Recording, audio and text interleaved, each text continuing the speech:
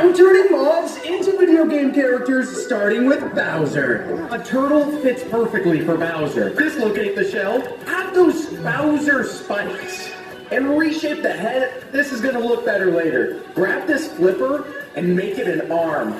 Add some horns. And now for color, red, green, yellow, grow some teeth. Look at that tooth gap. Now claws and feet. And here we've got ourselves Bowser. Oh my gosh, Bowser's getting larger and larger. Wait, he just got a boss bar. Look at him. That face, the hands always in the air. And look at those toes. Extra detail on the toes. Look at these spikes right here. Those look deadly. Look, even the villagers are venturing over to see. Oh my, he started shooting fireballs at the villager. Bowser, what are you doing? Stop that. Oh my gosh. Hey, get away from her! He just went over that villager! Bowser, you're destroying his village! Stop! Whoa! Oh my gosh! What kind of amazing superpower is that? Some sort of flaming claw attack of doom? I'm so sorry, villager. Guys, I recommend running. Show me where the princess is! Oh, God!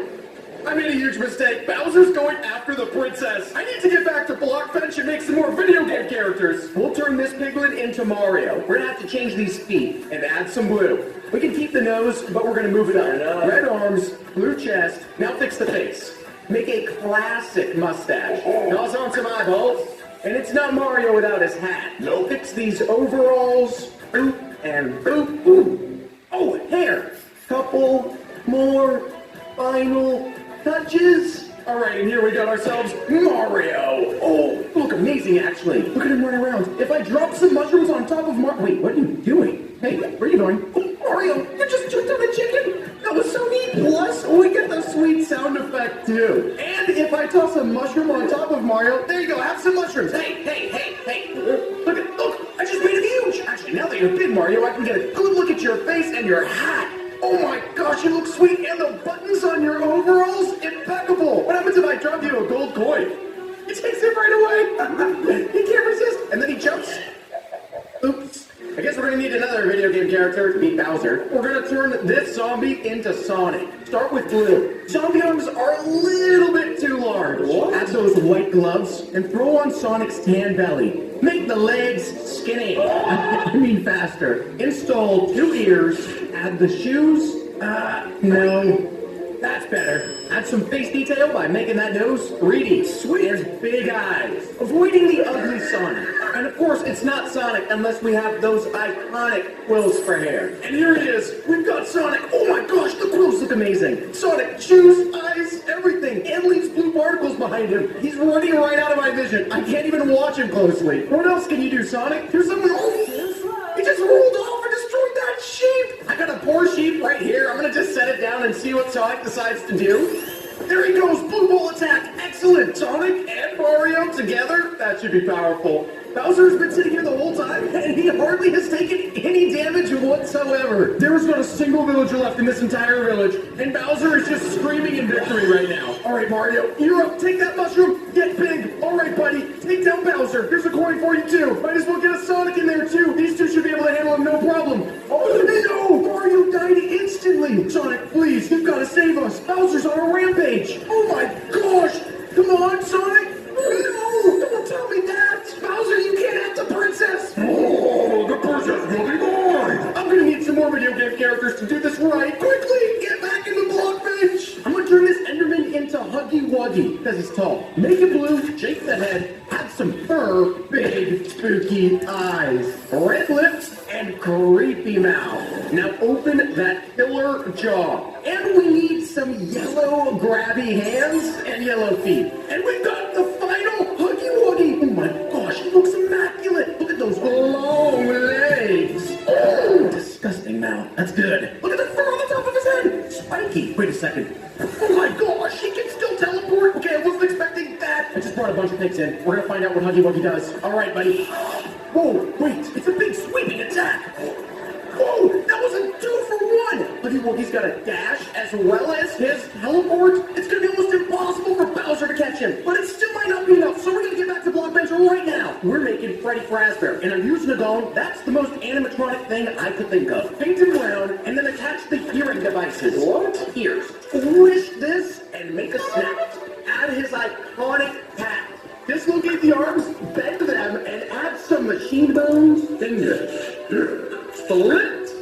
super bone. Texture time. Great white eyes, pearly teeth, light brown belly. We can't make Freddy without the bow tie. And now for the evil summing of Freddy Pratt. Oh my goodness, he's actually scary! Run! Wait, actually, you're my team. Look at the bow tie. Creepy face, weird mouth, with those ears and hats. It's actually quite cute. I mean, look how well those bones turned out. All right, Freddy, let's see what you can do, buddy. Bring in the pigs. And wait, what just happened? Oh my gosh, what is going on? They're literally bursting. Wait, hold on. Is that what I think it is? He's throwing pizza. A pizza boomerang. Gary Pizza, teleporting Huggy Wuggy. We still need more to beat Bowser. Next, we have Among Us. And we're going to use a Strider because they're sus. Remove the hair. Basically, delete everything. Paint it red, add the visor, and throw on a backpack. Wait, is that a jetpack or a backpack? And here we have it, Among Us. Red. This looks kind of cute. I mean, look at him. Tiny little legs, cute backpack. Just don't you turn into a backstabbing maniac. Okay, you are the test subject. He's very slowly moving. Oh, wait, do it again. He just creeps ever so slowly. He chased him all the way to the water. Oh, good. Now that was gruesome. But Bowser has a shell on his back, so we're still gonna need more help. I bet you can guess where we're going with this. Fortnite loot llama. Start with the stubby legs. Move the head, then duplicate it for a long neck. And the four-eyed llama. Paint it purple and extend the ears. Now for the mouth.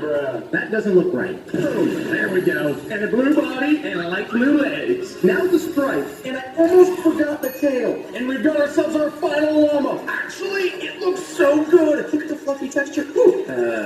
Yeah. Let's see what kind of Fortnite magic you brought to Minecraft. Give me some loot! Give me loot! Okay, he's not dying. No loot. Here, take on this pig. Oh, he's spitting stuff out.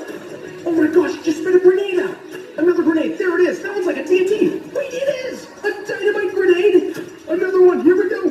Whoa. No way. A smoke grenade. 3 grenades from Fortnite. I'm feeling a little more confident. Oh, we've got to be certain we beat Bowser. Next up is Link. And we're starting with a skeleton, which means we're going to need to add flesh. But first, green hat. The first flesh and a face. That's better. Then hair. Adjust the hat. Then soak him green. Adjust the tunic. Now his belt. The gold version. White tights. And finally, boots. And we got ourselves the all-powerful Link. And that hat texture definitely paid off. It was looking a little weird before. Hair is perfect, eyes blue, and the expensive gold belt. Looks like he chose to come in with his bow this time. Let's test on some chickens. Okay, Link, show us how you're going to take down Bowser. Oh, he's using the bow. Oh, nice. Oh, he does have a sword. Wait, that looks awesome. Oh, you can't even outrun Link. And if he wants to, he just switched from his sword to his bow. Oh, nice shot. Link looks ready. Oh, stop the guaranteed. Whoa, what is that? Oh no, Bowser's already after the princess. We have to hurry. From Piglin Brute to Roblox Dude. Now for the round ahead. This might work. Oh, it's getting hard to see. Okay, perfectly round. Yellow, green, blue, yellow. Beefy arms, thunder thighs. And here we have it, our Roblox Dude. He actually looks amazing. This may be the perfect model. But look at those beefy arms and the thunder thighs. Piglin Brute, thanks for you. Prove your worth, Roblox Dude. What does that sound? Oh, hold on. Did you just fire a pew-pew device? What? Oh my goodness! It is a pew-pew device! I did not even add that! Where did you find that? Roblox Dude is bringing contraband to the fight. Just one last mob to beat Bowser. We can turn a fox into Pikachu. Flatten the tail so we can give it the lightning look. Pikachu is mostly yellow. Delete these square ears. Pika ears! Now for the face. Alright, I did my best. Bigger back legs and short front arms. Actually awesome! Look how cute it is! It's cute, alright, tail? Amazing! Looks like lightning. The real question is it lightning? Those eyes are still freaking me out. Don't look at me like that. Let's see how well you do against something a little more powerful than a pig. Oh my, what? Lightning! Do it again. Nice work! Whoa! Wait! Pikachu, you've got super speed too! This is exactly what we need to finally take down Bowser. Let's move! Alrighty, Bowser, it's time to be taken down. Oh, no, he's not here. I know where he went. Oh no, it's just as I suspected. Bowser beat us to the princess. Pretty, you're up, Lava, Mario, Link, Among Us, Dude.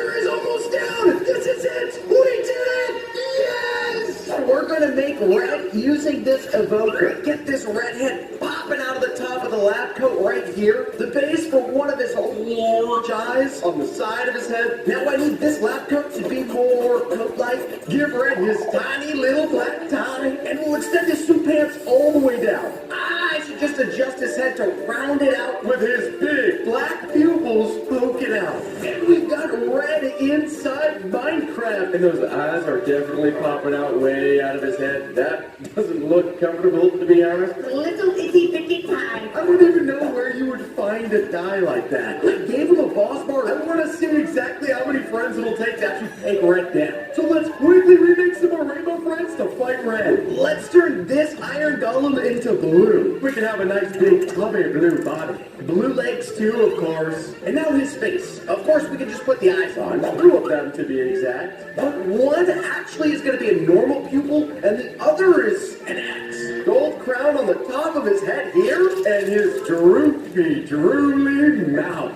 And we've got blue right here. Dude looks a little confused, as expected, but he does look tubby and delicious. Okay, he just turned and looked at me and he kind of freaked me out. Bang, bang. And blue actually is just running straight ahead, but this is the spectacular ability that he has. He can actually pick mobs up and toss them at other mobs to deal double damage. If I pull a bunch of Vindicators in here, and I also pull in a bunch of blues, what's gonna happen here? They're not even letting each blue hold on to one. They're fighting over individual mobs. But I made red pretty strong, so let's build some more Rainbow Friends. We'll try to turn this gas into purple, but purple's gonna be far more skinny. Oh, and we can actually make purple in a vent. Texture on the vent gates right here, and I'll add purple's creepy eyes back here, and we can use one of the gas tentacles as the bottom part of the vent. That looks pretty good. And we just need purple's hands sticking out from the vent. Real long fingers. And purple actually looks pretty cute. Now, I really didn't truly anticipate Purple being in the sky the entire time, because technically I gave Purple the ability to pull mobs into the vent. Let's see if Purple will come down and actually attack these Vindicators from the sky. Some sort of purple... Oh, there's a teleport. Ooh, that does not look comfortable at all. That was the opposite of a massage. That looks deadly. Purple and blue, I think for sure have a chance to take down red. Let's toss them in an arena and see who wins. We've got a volcano arena here. Let's toss red right there. We're going to put blue there. And we'll also put purple in here as well. I think that they can do it. Blue takes the first whack on red. Red is responding with some sort of attack and teleports actually up above on the arena. Unreachable now, except for the fact that purple was able to teleport up to red. But purple was actually put inside of a box for a brief moment in time. And red has completely isolated purple from the group in the sky. And now blue has got the same treatment. They've only done just the slightest amount of damage on red right now. And red just duplicated into minions. But blue actually tossed the minions all before, unfortunately, also falling into the lava himself. I'm guessing blue is going to be completely out of this fight now. And where did they go? Purple is currently locked inside the volcanic rock, which leaves red as the victor so far. So we're going to have to see if we can make a few more Rainbow Friends. Let's make this wolf into orange. Rip off this wolf head. Now we can thin out the main body, since orange is far more lizard-like. 4 tiny lizard-like legs. And then orange has 3 fingers, or toes, on each of its extremities. Plop on a pair of eyes. And orange has his eyes looking backwards pretty much. And the thing that'll get you most is his chompers down here. And we've got orange here, who actually looks really good in Minecraft. The model is a little funky though, because I made orange from a wolf. Look at that run. If we pull in a bunch of different orange models, I also made it so you can give orange some steak, and he'll get beefier and beefier. So if he's too weak to take down red, all we gotta do is just stank him up, and then toss down the enemy. And boom, boom, boom, sayonara. Oh, that was fast. definitely certified deadly. We could turn this Enderman into green, but an Enderman already has long arms. All we need to do is shrink his legs down a tiny little bit and then stretch his body out. But the legs on green need to be far more chunky. And we can keep his leggy arms, but just change him up. Then Green's mouth is partially open with some big, bright white teeth. Oh, and even though Green is blind, we still need to put some eyes on here. And Green looks quite stunned, like you're playing a game of red light, green light or something. I don't think Green really knows what's going on. I'm very curious what they're gonna do if they get some Vindicators in here as well. Oh, jumps into the air. It actually smashes the Vindicator down to the ground. It's an AoE attack that Green can actually do when he hits the ground. Meaning when Red does that multiplying technique, Green will probably have no issue taking them all down at once. But there's only one way to find out. We've got Green looking spicy. And to kick things off, I guess I probably should give Orange just a little bit of steak to beef him up slightly. And Orange eats the steak instantly and goes right after Red already, I can tell. Actually, Orange took him into the lava. It was sort of like a sacrificial attempt. That looked like a really bad decision because Orange just got wiped. Green's still hanging in there though, and they're making way more progress. And Red looks to have the rhythm of the cardboard box locking technique down to a science when Green sees the multiply of all of them knocked at once. But the confidence is short-lived. This means in order to find any rainbow friends that are actually going to be able to take Red down, we're going to have to craft some future rainbow friends based on fan speculation. People speculate that Pink might be another character added, so let's use a pig and try to make Pink. Add the bright pink texture in here. If Pink is added, it would be a sort of smaller body compared to some of the others, but a really wide head and eyes that would shoot out the top just like a bug. Now we can add some really sharp teeth in here too, and these legs can be pretty chunky too, really similar to Green. And Pink is here in Minecraft. This fan speculation is sweet. Those tubby little legs though, they look like they're kind of bending like straws when Pink walks. A bunch of these Pinks actually might be a bit of a challenge for this world because I gave Pink an explosive ability. They're gonna charge after these Vindicators and just wait. There it goes, all of them turning invisible briefly afterwards. The only way to track Pink is by these particles here. That's going to be impressive. I don't know if Red's actually going to be able to track Pink when Pink is invisible. But we know Red is strong, so let's see who else we can bring to Rainbow Friends. This chicken could be remade into yellow because yellow is speculated to actually be a chicken. Texture this more feather yellow and plug back in the chicken head. Now we need to open up this beak so it can be far more dangerous. With a few sharp teeth, yellow could still be a tiny chicken, so we can keep the small legs. Now turn these chicken wings into yellow arms. And there's yellow right there. Look at how sharp those choppers look. Yellow, you frighten me.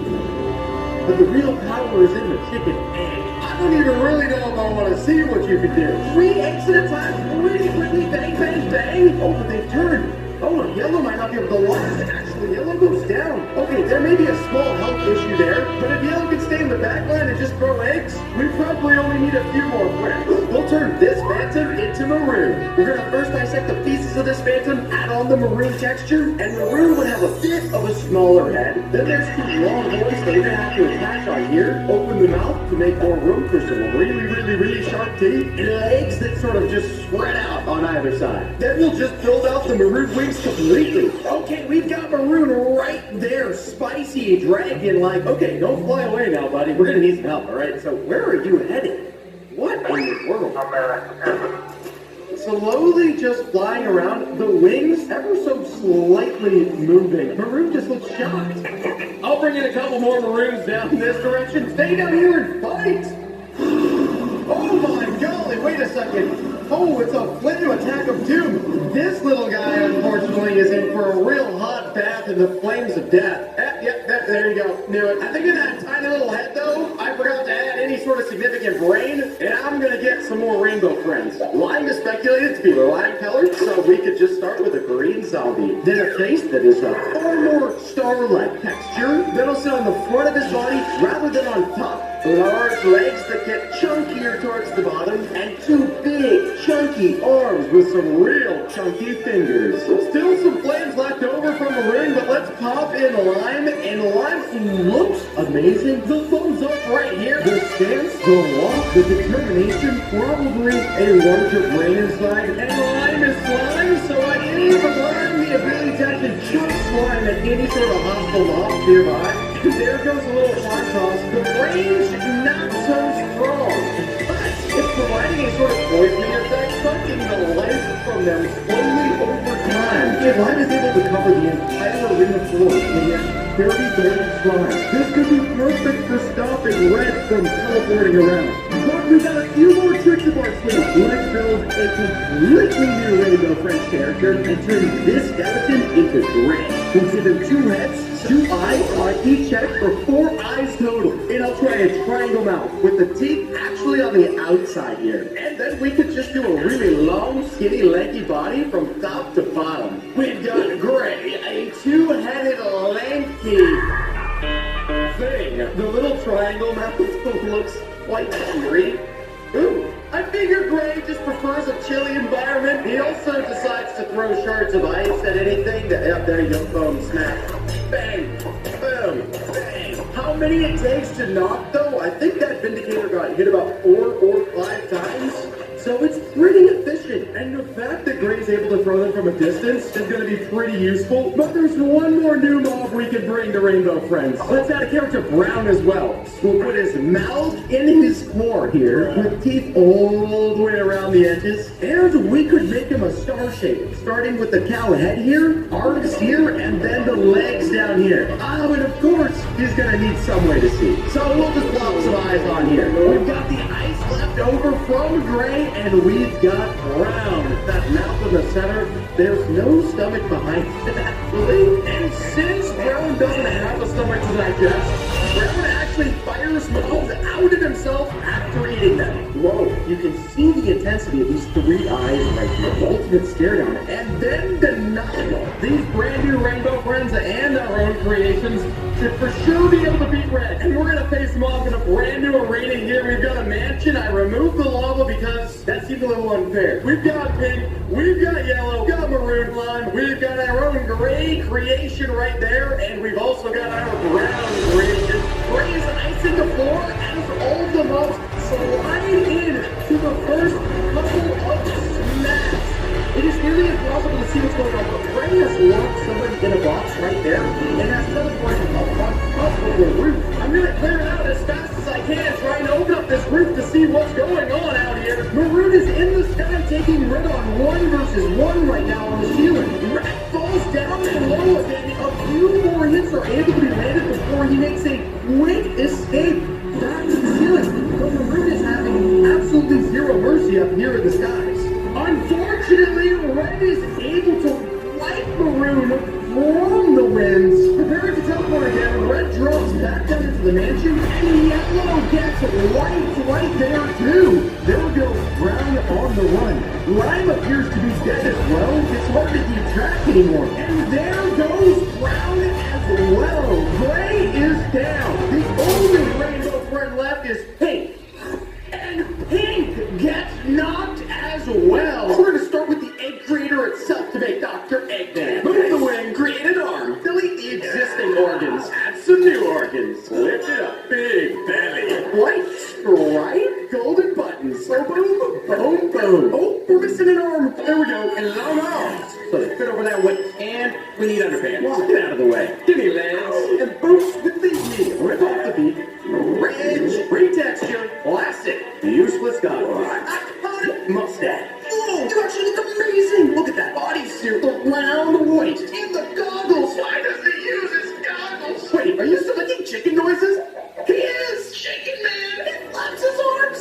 Oh, what in the world? Dr. Eggman, stop! Another wrecking ball! No, you're destroying the map! Oh, that one's coming right for me! What is this thing that Dr. Eggman just spawned? It's some sort of drone flying around and shooting the spiders? Where did you find that power? Dr. Eggman is destroying Minecraft! If I don't stop him, nobody will! We've got a zombie, and we're gonna turn it into Sonic. One hand, one feet, every finger, soft fill. Premium rubber anti-slip games.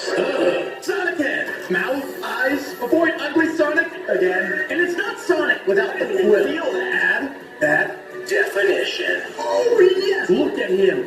looks amazing. And the boots! Sonic, your quills look fantastic. This bump, bang! All right, buddy, let's see what you can do. Oh, buddy, just went super speed. He's chasing down every single spider I just brought in. Watch him zip off right when he finishes. Look at that! Insane! Oh, ouch! Yikes! Oh, he's so strong. Oh, he just turned into a ball. That spin dash attack is going to be perfect. Dr. Eggman, your reign is over. Sonic, you got this, buddy. Whatever it takes. Oh, Sonic is charged up right now. Oh, it's about to go down. Bye, Mr. Eggman. Wait, whoa. That was a heat-seeking missile. And he just set out the lasers. But Sonic is actually doing some damage. This could... What? Oh, no. That's not good. I need to go build another character now. We're going to use this brute to make Knuckles. Skidify. Boulder Breaker. Green. Eye socks. Sturdy kicks. Metal. Blades. And it ain't Knuckles without the knuckles. Black or red on. Ah, delete that. Face. Flashy red dreadlocks. And we can't forget about his tail. And there we go. Oh, look at those flowing dreadlocks. Those look amazing. Look at that fist. And the spikes included. BC. Time to see what you got, buddy. There. Have a creep. Have another creep. The decision is up to you. Which creeper to take? Oh my gosh, he's taking down. He just dug into the ground. Oh, and he just popped out on that creeper. He pummels down into the earth. Pops right out and blasts a creeper from underneath. Impeccable, Knuckles. Exactly what we needed. The final creeper. Can you take him down? You can't. There's absolutely no way Dr. Eggman is going to even see you. I don't even know where he is. But we have got to be certain Eggman doesn't survive. Next up is Tails. And we're going to start with his fox. Dislocate the organs. Entirely new anatomy. Cross to palms. Tip and yellow. Ears. Face Spanish. Pow, pow. Choose. And now we call upon the power of science to clone this tail. Match the texture. Sniffer. Belly. Wait, it's supposed to be right shoes. We've got Tails. Actually looks amazing. Hold on a second. This might be my favorite model so far. The tails are perfect and the red shoes.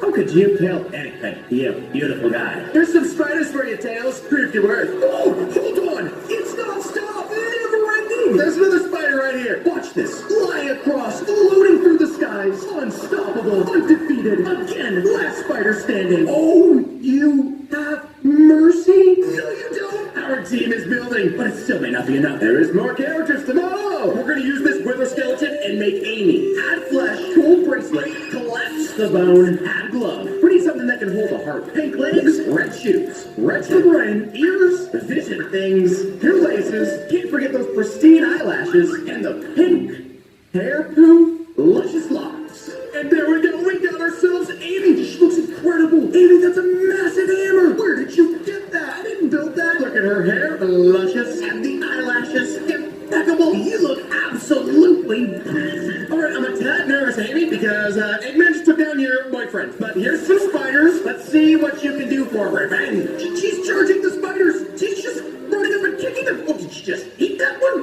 What was that? Spider, kick. Whoa, what is it? Oh my, what was that? Amy, Tails, and Knuckles. There's absolutely no way Eggman can take us now. Wait, no, he's back to full health. Oh, that's not good. He's recharging somehow. We absolutely need more help. And we're gonna use our basic skeleton and make Shadow. Remove this arm. Glide the ribs. Ouch. Just trust me here. Hands. Reinsert the chest. Pose 1 and toes 2. Rank them down. Bring on the Shadow. Left check. Yellow, red, Supersonic rocket speeds. maximum quills. And the reveal. Shadow in Minecraft. You look amazing. Supersonic rocket boots. Vroom. Look at those hands. Ooh, oh. And those eyeballs. My goodness. Let's see how Shadow stands up to some creepers. Oh, whoa, what was that? It's a golden spear! Golden spear to the dome! Wait, there's something new going on! He just froze them all in place! Some sort of chaos control! You maniac! Can he freeze a spider too? Yeah, he can! Definitely frozen! Golden spears, freezing mobs! That combo could be absolutely flawless! But against Dr. Eggman's health regeneration, we need help! Using Dr. Eggman's own creation against him, we're gonna turn this husk into Metal Sonic. Insert metal rod! Think that enough! Blue, more metal, red, bionic feet, bionic arms. Metal Sonic has quills too, but they're metal. Actually, it's a whole metal head. Demon Eye. Plasma Blaster Chest Engine. Metal Sonic. Wow, look at those quills, that head, those arms, the Plasma Blaster. Whoa, he's heating up.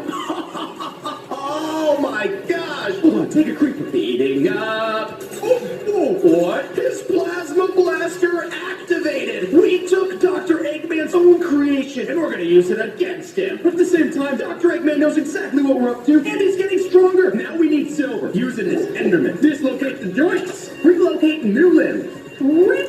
leg, hand, foot. Psychokinesis glute, psychokinesis hand. Gossamoid, forebrow, front quills, back quills. 200 years of texture. And voila! Silver in Minecraft. Your hair looks incredible. I mean, your quills, the gloves look amazing. All of the psychokinesis power flowing through those veins. Time to see what you can do. Oh, okay, what is he doing? Oh, I just teleported. He's gonna do it again. Oh, boy.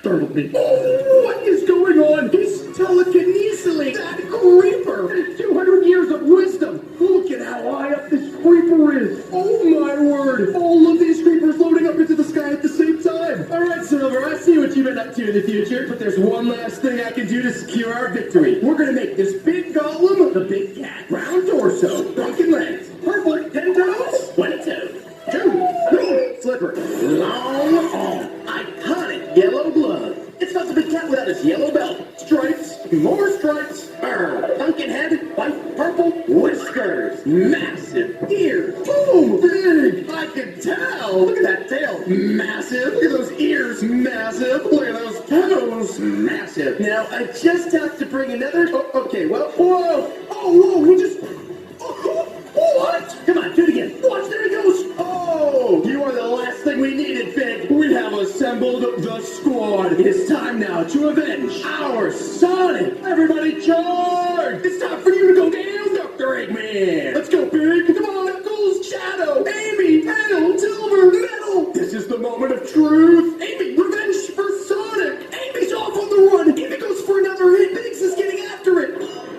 But Amy gets wiped down, and Dr. Eggman is taking damage. Come on, Big. Metal Sonic is going for another hit. Rocket heat-seeking missiles. Eggman seems like he's taking some serious damage at the moment. Silver, Shadow, what are you doing up here? They have him at half health already. Metal Sonic is doing damage. Tails just came in for the fight. Go, Tails, spinning attack. Eggman might not survive this, but the lasers are out again. Oh, no. He's almost down to a quarter health. Oh, no. Wait, Dr. Eggman started floating into the air. Where did you learn this move? I didn't even code that. No, everyone is dying. Tails, you're the only hope left. Dr. Eggman just has one small smidge of health left to it. Yes, Tails, you did it. Thanks. Why did you leave the fight? Let's turn this piglin brute into Blue from Rainbow Friends. Setting up this brute chest to start with and shift his head over so he's got that classic blue hunchback. Also, if we duplicate his head, we can get the base for his crown. Color it all up blue, except for, of course, we need to define this golden crown. 2 massive eyes, one with the circle, one with the X, and the big drooly blue face, then hunch over his back and body at a curve to make sure it looks authentic. And there we have got Blue inside Minecraft. We've made Blue one time before this, and I gotta be honest, of the 2 models, I think this Blue looks the best. His hunchback leaning over in the most authentic manner possible. This Blue model-wise, I'm gonna say at least a 9 out of 10. But I've also given Blue some brand new abilities to use. He first has a significant knockback, but then also he can spit drool on any hostile mob in front of him. Blue's definitely gonna be a good competitor. We're gonna need to craft a mob from doors that can put up a fight. Let's turn this zombie piglin into Figure from doors. Pull his head off here, and we'll start building his terrifying mouth. Texture it right and add all of his sharp teeth. Of course, no eyes because he's blind. Now stretch him quite a bit and thin him out because Figure is kind of lanky. And then his sort of ribs that sit outside around his body, super long Figure legs, and then just complete the texturing for the rest of his body.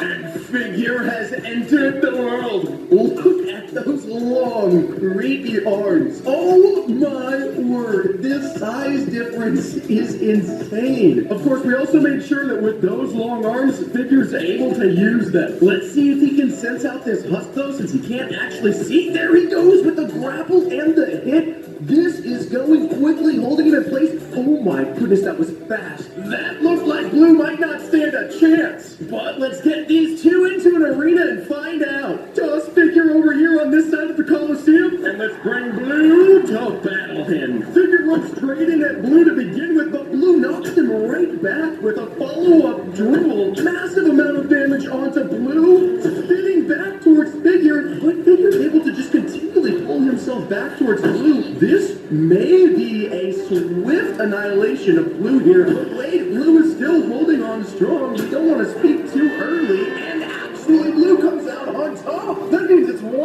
Rainbow Friends and 0 for Doors. But let's build 2 more characters to see if Rainbow Friends can hold on to this lead. Let's remake this witch into Red from Rainbow Friends. First, we can remove the witch hat and, of course, paint on some red skin tone. Adjust Red's large eyes to be poking out of the corner of his head. Then dress him up into his white lab coat and add some typical lab coat pockets. And, of course, we gotta toss on his black gloves. And we've got Red entering the world. Fancy little lab coat, Red. But my favorite thing about Red every single time is this dude's eyeballs poking way out the corner of his head. Now, of course, Red is obviously a scientist. So I've given Red the unique ability to actually toss potions and beakers at any sort of mobs that try to attack him. I mean, I know it sort of makes sense because he's a witch, but down goes that hook. We just need a solid Doors competitor. We can remake this wither skeleton into Seek from Doors. We'll start with texturing on his one large single eye. Raise it up slightly so we can make Seek quite a bit bigger. Now build on his long stretching arms and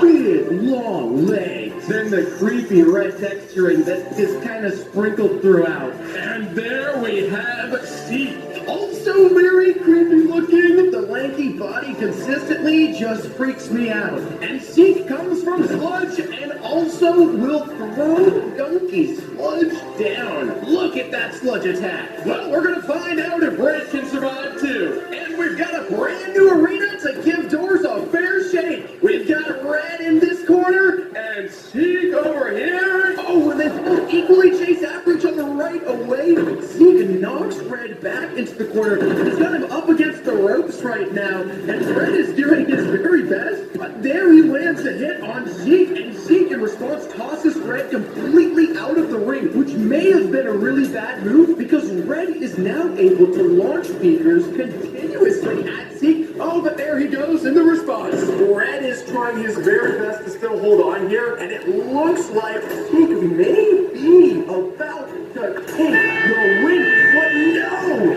Again, Red responds gruesomely, knocking Seek completely away. Rainbow Friends about to run away with a massive lead. Let's see if Doors can recover from this loss with another matchup. Let's remake this Iron Golem into Black. Black isn't confirmed yet to be added to Rainbow Friends, but fans think that he might be. First, we need to add on to this Iron Golem's core. Hold him up, extend his arms, and give him some beefier hands. Then I'll stretch his head around here to make it a bit more round, and we could duplicate part of it in order to get Black's ears. Then get him textured how fans think he might be. Gray belly, long claws, big white eyes, and teeth. And if he's added to Rainbow Friends, Black would have these big, large white horns coming out of the top of his head. And we have got Black in Minecraft. Finally, a Rainbow Friend that can compete with the tallness of these Doors so far. And Black is looking absolutely frighteningly fierce. I would not want these massive claws chasing after me at any point in my life ever. And I don't know if a beefier mob from Rainbow Friends is any sort of good sign for Doors. Especially when we've given Black complete use of these claws. He can pick any mob up and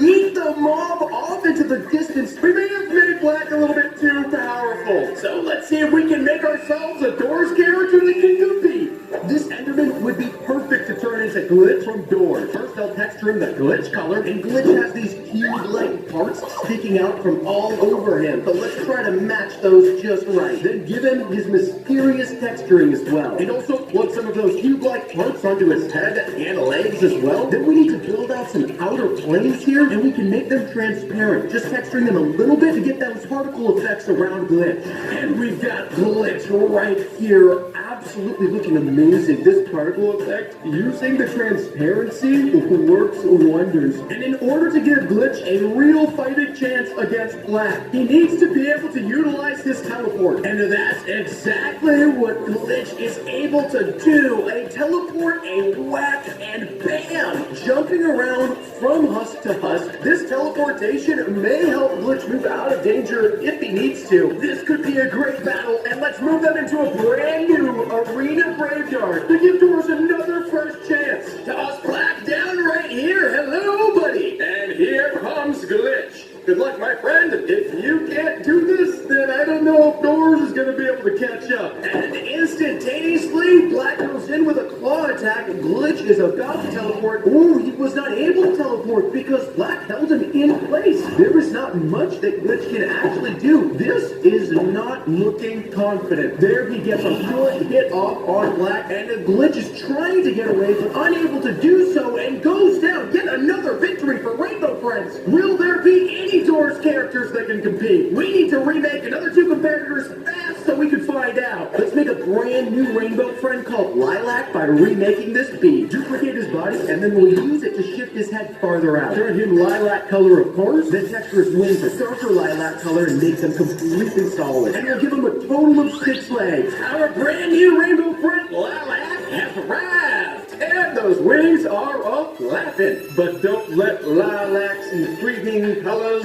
deceive you. Because if Lilac doesn't like you at all, she is going to send the swarms after you. Unfortunately, it also looks like a few of these swarm attacks are hitting right into the ground, and the accuracy from Lilac is extremely questionable. This could be exactly what Doors need to have a victory. Let's use this gas to remake Screech from Door. Paste him in a darker Screech color to start with. Then we can texture on the start for his massive, creepy, grinning mouth. Use some pink to show off his gums around his teeth and get those large teeth in there too. With his 2 glowing eyes, and then Screech also has these sort of tentacles sticking out from all around him. And boom! Screech is massive. Beefy boy. Using 2 different parts for the top of his body and the lower half, we were actually able to open up his mouth so it looks completely authentic. As soon as Screech spots a mob, Screech will dash towards them, dealing instantaneous damage, as well as have the option of firing out a Screech attack. Ooh, but also the accuracy from Screech is not looking strong. These 2 could be in for a significantly close battle. Let's bring them back to the Coliseum and see what happens. Rainbow Friends took this arena last time, but there's no telling what's gonna happen this time. We got Screech ready to fight, and Lilac looks quite friendly, but I'd say also ready. Screech with the dash attack to kick things off. Lilac was able to... Oh my goodness! Lilac was able to land all of those shots. Because Screech is in the air, the shots were missing at first because of the ground against the husks, but Screech is taking a ton of damage. Hit after hit after hit, and is not responding well at all. Lilac, my lady, that is 4-0 for Rainbow Friends. Is there even any hope? We need to see if Doors can take even 1 victory. Let's get 2 more competitors into an arena. Let's remake White for Rainbow Friends from this spider. White is another character that could possibly be added, so let's see what he would look like. First, pull off his head and put his neck on top, because White is going to be partially upside down. Then get his body back on and remove a few extra limbs. Of course, White needs to be white. And let's also give him this nice inviting smile. And we've got White with the upside down head. Though given that we used a spider body, I think White doesn't really look that upside down. More so just like cutely confused. But even if White looks awkward, the real question is, will there be destruction? And White can actually teleport right behind mobs and then hits them with a poison bite. Very quick consecutive attacks coming out from White onto each husk right here. That could give White a significant advantage. But there is a Doors character that might be able to get them the first win. Let's turn this Guardian into eyes for Door. Drop his tail completely, so we just got his body here. Now we'll change it to an off-white color for more of an eyeball texture. And texture on his multicolored pupils. Then I'll just duplicate this eye around a bit and change up the pupil colors slightly, so we've got a bunch of various floating eyes for eyes. And eyes looks crazy. But look at the way that Eyes moves. Will Eyes have the power to take down White though? Eyes identifies and fires off a beam of destruction right at the husk. Hopefully Eyes has what it takes. And to give Doors a final fair shake, we'll bring them into a brand new jousting arena with Eyes on one end and White ready to face off right next to him. Who is going to take the first hit? It is Eyes, but quickly responded to by White, teleporting back in after each single hit. This is a hectic battle so far between the two, and it just looks at this point like they're trading blows. And it's a 5-0 sweep for Rainbow Friends. Holy moly me, oh my!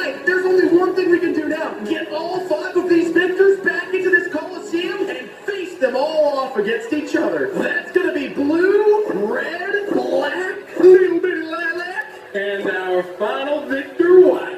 Which one of these rainbow friends or potential rainbow friends are gonna come out on top? Black goes straight in for red right away. White is sort of hiding in the background but targeted by blue. Well, blue has been double teamed by Lilac and White to start out with. Now White has turned on to Lilac. Blue goes down right behind us. White then shortly followed, and a Lilac disappeared somewhere. Oh my goodness, that means by default, Black is the victor. We'll first turn this witch into Mewtwo. We can start with texturing on a base layer. Now let's get Mewtwo's head features just right. Tilt the head back to get the correct posture. Pull these legs apart to connect them at the side of the hips. Now, the long feet with a couple toes. Then Mewtwo has thinner, longer arms with 3 distinct fingers. And we have to get the iconic Mewtwo tail right. Now just texture on a few primary colors. Mewtwo is looking absolutely spectacular. Down to the flesh tube that goes from his head to his back. And he's up in the air now? But I do have myself a sneaky suspicion. In a Pokemon world, of course Team Rocket's gonna appear. James, Jesse, just back up, alright? Wait, they've actually frozen him in the air though. No, Mewtwo, resist! Oh boy, they've added a mind control device to the top of his head. Okay, we can fix this. Let's use this gas gear and turn it into Charizard. Slap on some Charizard Orange first. Grab this body, break it down, and we'll use it for Charizard's head. And make sure we got the dual horns on there. Then build the neck down, torso, and arms, 3 fingers, short legs. Now Charizard's tail needs to be perfect. Massive wings. Then we just shape and texture the wings. We have got Charizard in Minecraft, and because we use the gas base, he looks a little bit stiff. Our buddy could probably use a chiropractor. The wings on Charizard look amazing. Red flame. Spice. Charizard, stay here. I've got the perfect Pokemon to help you out. Let's turn this drowned into Squirtle. Pull it apart, and Squirtle's chest is going to be a little bit thicker and a little bit rounder. Slide on some teeny legs, slide on some teeny arms, hop on Squirtle's brain. Now we can pull a tail out of here, and now we can finally start texturing Squirtle's shell. And Squirtle's eyes definitely sit more towards the top of his head. That's what I'm talking about. Squirtle and Charizard together. This is the perfect duo. The way Squirtle walks around with his hands in the air, though, he looks a little feisty. Let's pull in a couple husks. Squirtle takes the first shot with a water gun here. Charizard is throwing pillars of flame. The arena that we're in right now is being destroyed. Only one left already. But wait, Mewtwo has actually came back. Squirtle is firing his water gun, landing some serious damage onto Mewtwo. Charizard keeping his distance and firing the pillars of flame. That's what I'm talking about. Squirtle's taking a few hits. Mewtwo is getting awfully low though. Squirtle's taking center stage. I imagine trying to keep himself from getting cornered against the arena, but Squirtle gets knocked out of the battle. That's not good. Please, Charizard, I'm rooting you on. No, how do you respond like that? We're gonna need a new arena and some new Pokemon. Let's go ahead and try and remake this wolf into Lucario. First, we can paint on some very basic blue, rip this head off, and move it up. Now we'll try to verticalize this chest a bit. Toss on some limbs for legs and arms. And we need to add the 4 black Sentry bundles on the back of Lucario's head. Oh, and Lucario is notable for having much redder eyes. Inside our brand new Coliseum. And Lucario is looking good. The Sentry bundles on the back of his head, fantastic. We've given Lucario the Aura Sphere. Watch the launch take off. Another Aura Sphere, the Doom and Glory. Lucario, that is exactly what I'm talking about. If we just keep up this trend, Mewtwo doesn't last a chance. Let's turn this Phantom into Dragapult. We could just try and start with a neutral texture, drop the body, and start from the head. And we'll build it into its traditional triangular shape. Pull on the base for 4 hollow horns. Then we'll start building out the body for Dragapult's long tail, which we definitely need to get textured blue. Now red texturing on the head, overlapping a little bit on the horns, and Dragapult's thin yellow eyes. And there we have Dragapult, the reveal of his tail right into the sky. For the transparent tail, we ended up just choosing to go with the white there to make it pop. It looks like he's giving them a chance to get away, but before they can, he starts shooting and 3 whacks, and the the husk gets knocked. The ability to take down Mewtwo is going to be the real test. We'll use this Iron Golem and make Ursa Ring. First off, we could just start with the fur brown. Widen this Golem core to make it far more tubby. Thicken up these arms to match Ursa Ring. Attach the sharp claws. Yank out a snout right here. And I definitely need to match the shoulders exactly perfectly. A couple eye sockets are needed. And of course, we can't miss Ursa Ring's belly. The Iron Golem has absolutely disappeared into Ursa Ring, and the pure size is intimidating even to just stand up against. Though Ursa Ring's ability might be extremely simple, it's accurate. Look at this big boy already on the launch. The initial strength he already has as the Iron Golem is significant, but in addition to that, he also has a slash attack. He can use his claws. You could even see their guts released into the sand. Gruesome. I just need you to do that exact same thing for Mewtwo. Let's try to start with a chicken and make Mimikyu. First, we've got to have the Mimikyu texture rip off this chicken head and pull the nose away. Round things out a bit for Mimikyu's head, and we have to clip on the long ears. Wide to a more slender section here. Now we need Mimikyu's jagged tail, two completely different sized eyes here, and texture the tail the authentic brown color. Even though Mimikyu is stuck to the ground, the ghost type features really shine through. Those eyes, rosy cheeks, lopsided head, and those ears. The only thing still makes a chicken noise. Check out this super unique ability that we've given to Mimikyu. A shadow particle attack down, up, bang! There you see it. There goes the husk. This husk has one final hit, and then you are dead. I think I want to make one of my favorite Pokemon. Also one of the fluffiest. We can remake this cat into Eevee. Start with a similar base brown, just like Ursa Ring. Pull away just a couple bits. Now we need to make this cat head quite a bit larger. And we also have some big, long, pokey ears for Eevee. We could use the cat chest to remake into a fluffy ruff around the neck. A few tiny feet, and Eevee has a far bushier tail. Then we'll just texture on a few of these details. The fluff around Eevee's neck turned out great. The tail turned out fantastic. Similar to Ursa Ring though, Eevee has a simple attack, but a genuinely authentic attack. The charge instantly straight to the husk, and it's a multi-dash slash attack and takes them from all angles. Also, frequency of hits is much greater than some of the models before, which means Eevee could be extremely deadly. But I want this fight against Mewtwo to be absolutely overwhelming. Let's remake this Guardian into Onyx.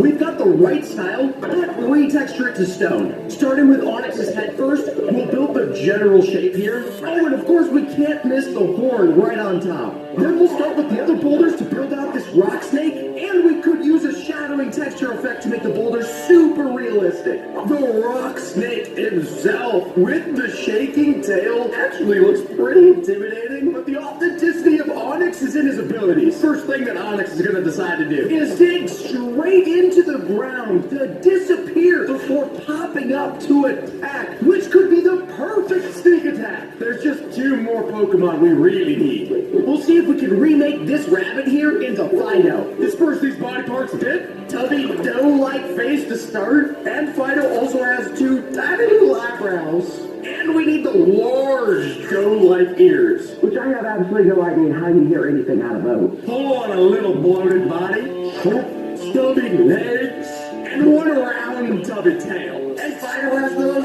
innocent-looking eyes. Fido looks amazing. We might not even want this guy to go to battle. We could just keep him for ourselves. The rabbit base makes the movements of Fido look so adorable. But we can't have Fido be the weak one of the group. So I gave Fido the ability to launch a heart kiss. Look at those heart projectiles. They steal health from the mob and give it back to Fido. A whack on that husk, back to a whack on this husk. Fido doesn't like you at all. There's just one more Pokemon to make. Now we gotta have Detective Pikachu, and we're gonna start with a fox. Of course, we're gonna need yellow. We can start shifting this fox up right now. Two furry Pikachu ears. Now we can build the base for what will be Detective Pikachu's hat. One furry Pikachu body and tiny Pikachu arms. And Pikachu has little feet, but we have to get them just right. The iconic Pikachu tail, and of course, Pikachu's rosy cheeks.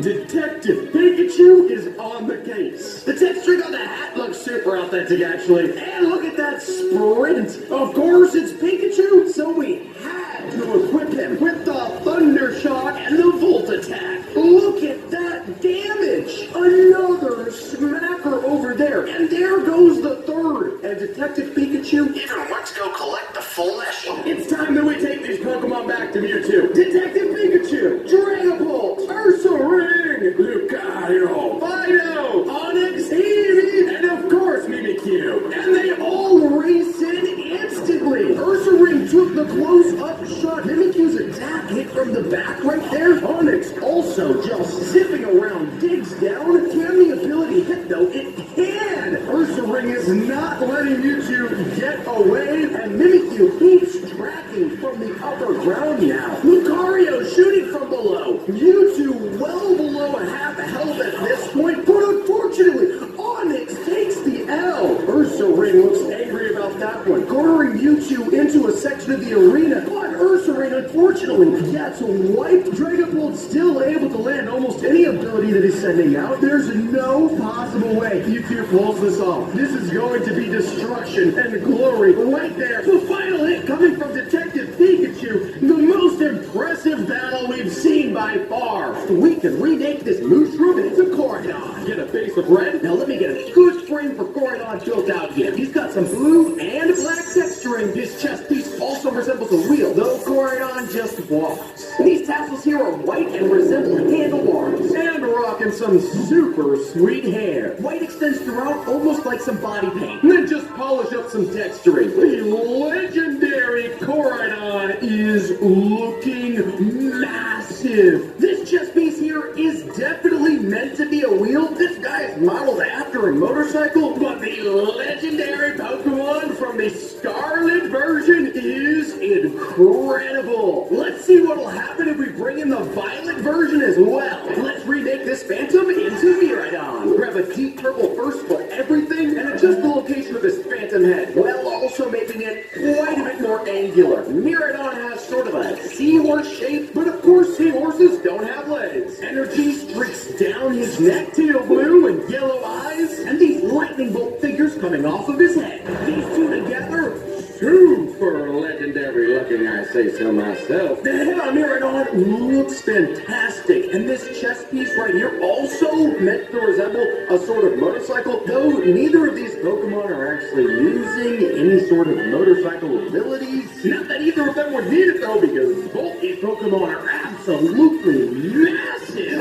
Oh, wait a second, Team Star just appeared, and they've also got two cages. Hey, Miraidon, get away from that cage! These guys definitely can't use these. Wait, they are. Oh no! Corridon and Miraidon just got trapped inside the cages. Oh, and they are indestructible. There's no way getting in. Oh goodness! And they also just brought in Charizard, Ursaring, and Onix. Looks like we're gonna have to take down some Pokemon to free Corridon and Miraidon. Let's remake this cat into Sprigatito. Yank his head up, and we're gonna need to make this look like plants. But first, let's give him some faster legs. Now let me get to work on this guy. Sprigatito can use all of this to absorb sunlight for energy. And we also gotta have that little pink nose. Sprigatito into Minecraft. And the sun's out, which means you should fare off very well. And after our buddy does our photosynthesizing, he can then use an incredible leap attack to take down multiple mobs at one time. Whoa, my goodness! Onix just decided to show up. He's disappearing. Looks like he came to just flaunt his powers. But Sprigatito is flaunting as well a leap attack to take down that husk. Well, let's get ourselves some more beefy Pokemon to take down Team Star. We could create Huecoco from this wolf. Orangify his head, delete his body, and his head a bit. Stretch it out so you can build it into his mouth, and add a tail here. 2 feet and little hands like a miniature Tyrannosaurus Rex. Texture on his lighter belly and lighter head, and his 2 yellow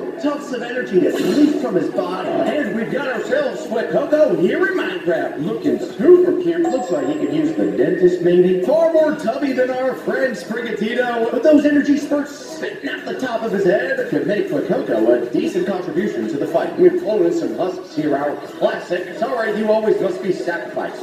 Sprigatito jumps in for a shot. But let's see if Sweat Coco go at it. He turns into a ball of fire and sets the husk aflame. Oh my goodness, the two of them together, absolutely decisive. Goodbye, husk. These two look strong, but three would be better. Let's make Quaxley from this chicken blow up his head like a big balloon, and let's give him more of a beak shape. He's got a light blue cap on too, with blue little wobblers. Of course, the beak is yellow, and we can't forget about his tiny tail here. We've got Quaxley joining the fight, looking actually quite friendly, but his friendly-looking nature, of course, we have to incorporate a friendly attack. Let's pop in a bunch of Quaxleys. Let's pull in an army of husks. Watch what all these Quaxleys do. Zaps them into a shield of bubble that floats them into the sky and drops them. And any sort of hostile attack that happens is going to be rendered useless. Obviously, you can't move when you're stuck in the air. But let's get a Pokemon that can attack Charizard, Onix, and Ursaring all at the same time. We could remake Snorlax using this villager, and we could use some of the villager colors and just add some of the classic Snorlax bluish color. Now let's just make it all blue for next. We really just need to make a very large villager with animal ears and tubby feet. Then bring back some texturing for his face and his belly. And I would have that smile too if I was eating 900 pounds of food a day. We have got ourselves the beefy, voluptuous, snoring Snorlax. The fact that he's even awake right now is a miracle to us. That's at least 500 husks. I think he's trying to eat the husk. Oh my goodness, that belly hitting the earth sends a shockwave through the ground. Oh golly, sayonara. If every single Pokemon goes after Snorlax at the same time, that's going to be a huge advantage. I just hope that he can withstand some flames using that beefy belly. So let's grab something just a little more range. Let's remake this fox into Grafaiite. He'll have much larger black ears, and these will be his pointy hair tufts that poke out from the front of his head. Shift this four-legged beast into a two-legged Pokemon with a tail that flares out at the very end, and sort of long, sagging arms. He's also got massive eyeballs. Snorlax is doing his business, and let's pop in Grafaiite. Ooh, spicy-looking Pokemon. Those massive ears and big eyes. The vision on this guy is insane. Oh, there he goes, spitting saliva onto the husks, which is actually poisonous, and then also spreading to other husks in the area. My goodness gracious, that was quick. Let's get another beefy Pokemon. Let's make this pig into Lechonk. We need one honky, massive body, big white eyes. Bring the large pink nose back on Lechonk, who can sniff nearly anything out with these ears for Lechonk that droop way over his eyes. Definitely keep that classic twisty-turny pigtail. We've got the Lechonk. I don't know, compared to Snorlax, if Lechonk is considered beefier, he looks beefy. Not only will the Lechonk absolutely charge a mob, but also when he charges, he may choose to take a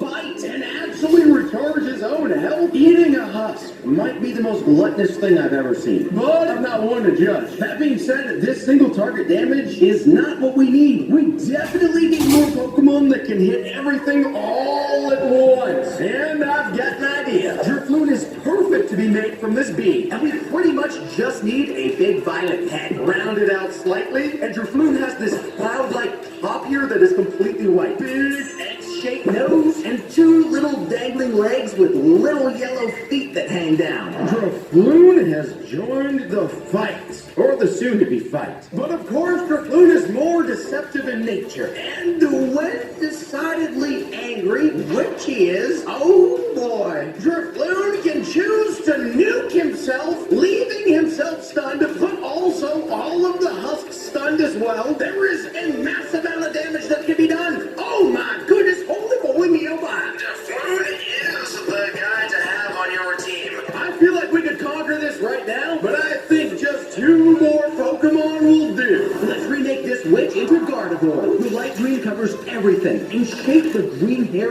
like it's massive bangs. 2 sets of extra long arms, this white cord that will be sort of flowing, almost like a dress, and this red spike right in the middle of the chest that looks like an arrowhead. And we got Gardevoir in Minecraft. Those wings, flashy. It looks like Gardevoir is going to be able to sort of float along the ground, and I hope this protective chest works out nicely for you. The witch works out especially well for Gardevoir because we're going to have some sort of witching capabilities. A portal of darkness summoned beneath the enemy, growing in size. What'll happen if we toss a bunch more husk into it? My goodness gracious, one more will do it. Sucks them all in. One very last addition to the team will do it. Let's remake this slime into Ditto. Completely pink, then stretch him out, beef him up just slightly, and pull him up so he looks more star-shaped. Sort of a flat face. Ditto won't use it much because he can transform into any physical object or creature. And texture him to leave him looking super pliable. And we've got ourselves Ditto. Ooh, wait, Ditto took on my colors. How interesting. If you become me, what will happen when you attack? Oh, he's growing even more. Oh, he fully turned into Kipper. What a powerful Pokemon we have. His face looks a little bit more puppy than mine. I mean, is it possible to really confuse the two of us? Come on now. Either way, though, I don't usually step into the fights. But you have schooled me. And I think it's going to be the difference maker. They've tried to move Gyarados and Muradon, but we found them. And you will be destroyed. Sprigatito, Quackoko, Snorlax, and our entire team of Pokemon. It's time for Mega Battle. And that's what I'm talking about. Instantaneously, Ursaring caught in a bubble. My goodness gracious, this is beefy quick. Onyx trapped as well, trying the best that he can to dig down, but he can't because he's stuck. Even Charizard stuck as well. Snorlax smacking down Charizard. My goodness gracious, this is happening fast. Onyx trapped again. Ursaring is already nuked. Now Charizard as well. Snorlax just stopped him. Good night. And Onyx is instantly the only Pokemon left. We knew it. Ditto going in with the sword, looking exactly like me. Mighty handsome. And Onyx is about to see demise. You are going to meet the underworld. You chose the wrong side. You will regret your decision. The final blow. Good night, Onyx. Let's turn this Enderman into an Alolan Executor. The Alolan form of the Executor is super tall, so let's give this Pokemon some height. It needs some strong legs to support it and a big tail for balance. And those coconut-style heads to the top. And of course, the palm leaves give it some color, those iconic faces, and lots of tree texture. And the Executor is looking very tall, and his faces are extremely happy. Oh, wait a second, there's something going on here now. There are things dropping from his branches. What in the world is this? Let me pick it up. Here we go. Okay, I got 4 of them there. It's a coconut. Can I eat it? I can't eat the coconut. It's not doing anything at all. I can munch it and keep munching it, and I don't feel any differently. I think we give our Alolan Executor a realism rating of 5 out of 10 and a Pokemon rating, 5 out of 10 as well. We're definitely gonna have to do a whole lot better. We'll make this Phantom into Sinistea. No need for wings. We'll use the main body to start on our teacup. Get that teacup shape. Don't forget the chip on the side. With a tiny little handle, fill it up with purple tea, and its face is made out of the design on the cup. Add a swirl to the tier, and this cup is ready to go. Ever so extremely tiny. Our Sinistea looks legit so far all the way around, and the tea is definitely purple and definitely leaking out from the crack on the side. Let's find out how this thing behaves when it's approached by a hostile mob. The Sinistea is going into the air right now. That is impressive, and firing off an ultra spectacular beam that's slowly poisoning the husk down. The Sinistea is keeping distance, but firing off this beam again. There goes a third, but then goes down. Realism rating on the T, I'm gonna say 4 out of 10. Pokemon rating though, we're gonna have to say 10 out of 10. Up in one category, down in another, we still got work to do. We can make a wolf into a furret. This wolf is gonna need a way bigger body to be a ferret, though. Get that long body stretched out, furry body with those pointy ears on top, a big fluffy tail, cover it in stripes with a cute little face, and it's ready to go. And the ferret is looking furry. And wait a second, he's actually already digging. He's dug down to the cobblestone, and then he's digging under the dirt a small little tunnel. Now that is impressive. There's another tunnel being dug this direction, and he's going up an actually steeper part of the hill over here. Let's see where this ferret decides to pop out. Let's see what happens if we raise the threat level here. There goes another dig right there, digging down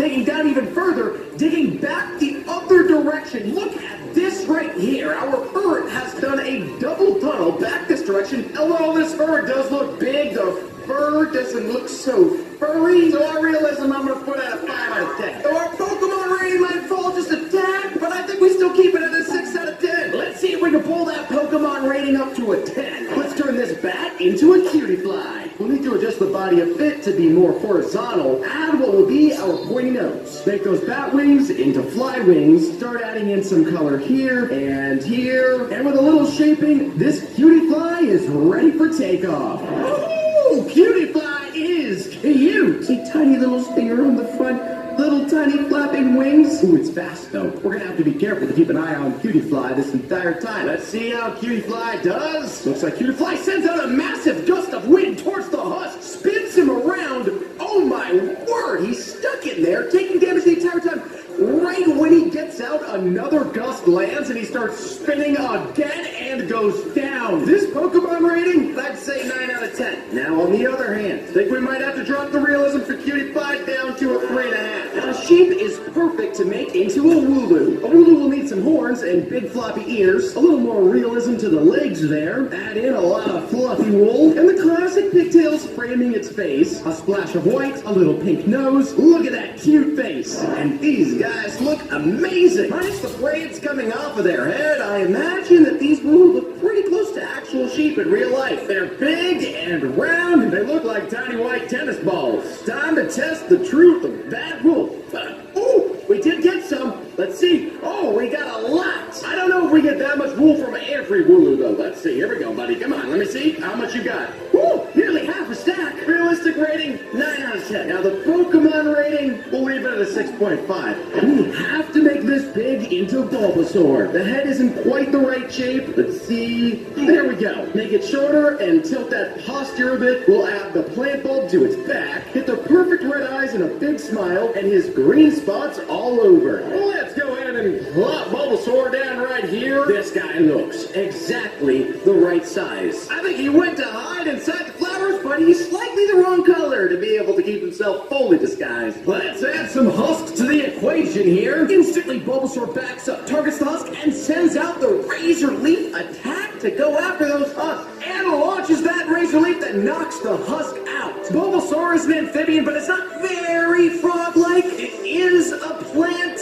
but only partly. So I'm gonna have to say low realism points, but that said, on the Pokemon scale, Bulbasaur and the Razor Leaf attack, perfectly Pokemon. 10 out of 10. There's plenty of bee Pokemon, but this bee is going to be Beedrill. Take that tiny bee body and make it bigger and longer. Build out that dangerous stinger, some tiny legs and arms that end in some sharp stingers, big round wings on the back, and with some final touches of color, this Beedrill is looking dangerous. And if Beedrill is nearly standing completely upright, you can tell that Beedrill is still floating or flying or flapping. Super sharp stingers on the hands that look extremely dangerous. Beedrill is firing out a stinger towards the husk. There it goes, and it lands, and it poisons just like you would expect. How much longer is this husk going to survive? Not long is the answer. The accuracy really isn't there too much, and I would imagine that a realistic bee would get a little closer to actually land a sting shot. I'll say 4.5 out of 10. And Pokemon-wise, pretty close. 7 out of 10. I still think we can do better, though. Let's turn this cactus into Maractus. We'll make this cactus way bigger, adding a head and some arms branching off, plus those ear-like extensions from its head. Make it spiky,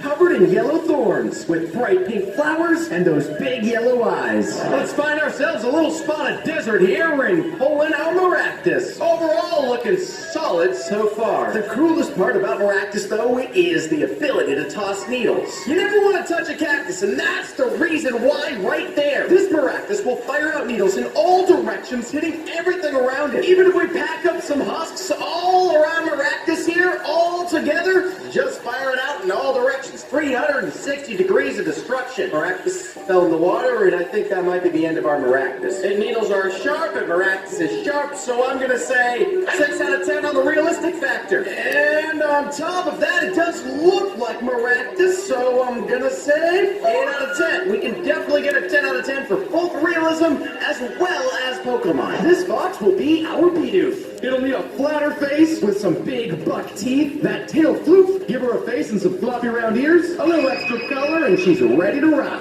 There we go. He does look like a beaver. His face is less proportional to his body than I would expect a beaver face to be, but he does move very quickly like I would expect a beaver to move. Beavers, of course, can float on the water. I think they do the thing on their backs, and he's floating to the opposite side towards the tree, actually. They're both going up the tree. They're eating the tree just like beavers. There's not a log left in this tree. Everything's been removed. What happens if I spawn in the Bidoof around a bunch of trees? They're instantly going towards trees.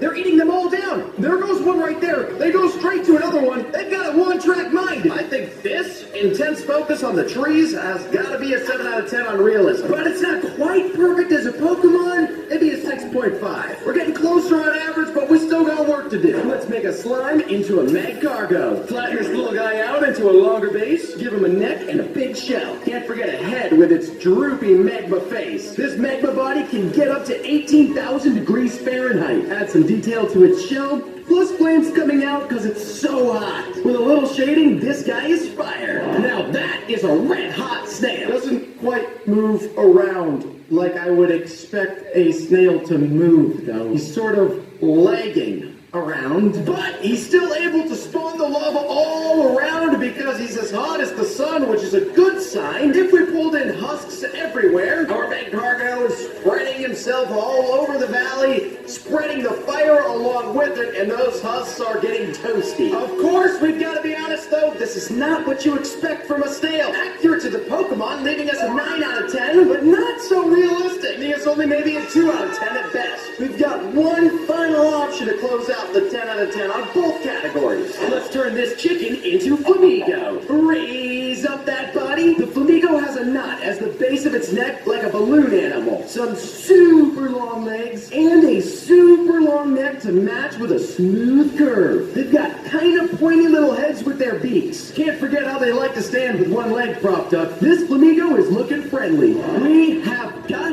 Flamigo. Look at the tiny legs sticking out in front of it. This guy looks exactly like a flamingo you'd see in the zoo. Let's see what Flamigo does. He charges with one hit right there, and then he backs up and fires off a bird projectile. That one hits the grass, unfortunately. Here we go. There goes a physical tackle. That one backs up again, fires off the projectile. That one misses as well. It's all right. We'd expect a miss here and there. Here goes another projectile. That one hits the grass. Come on, pull it together, Flamigo. Here goes another charge up right there. That one goes right over their heads. My goodness. I knew you could not pack such a perfect brain into that tiny little skull.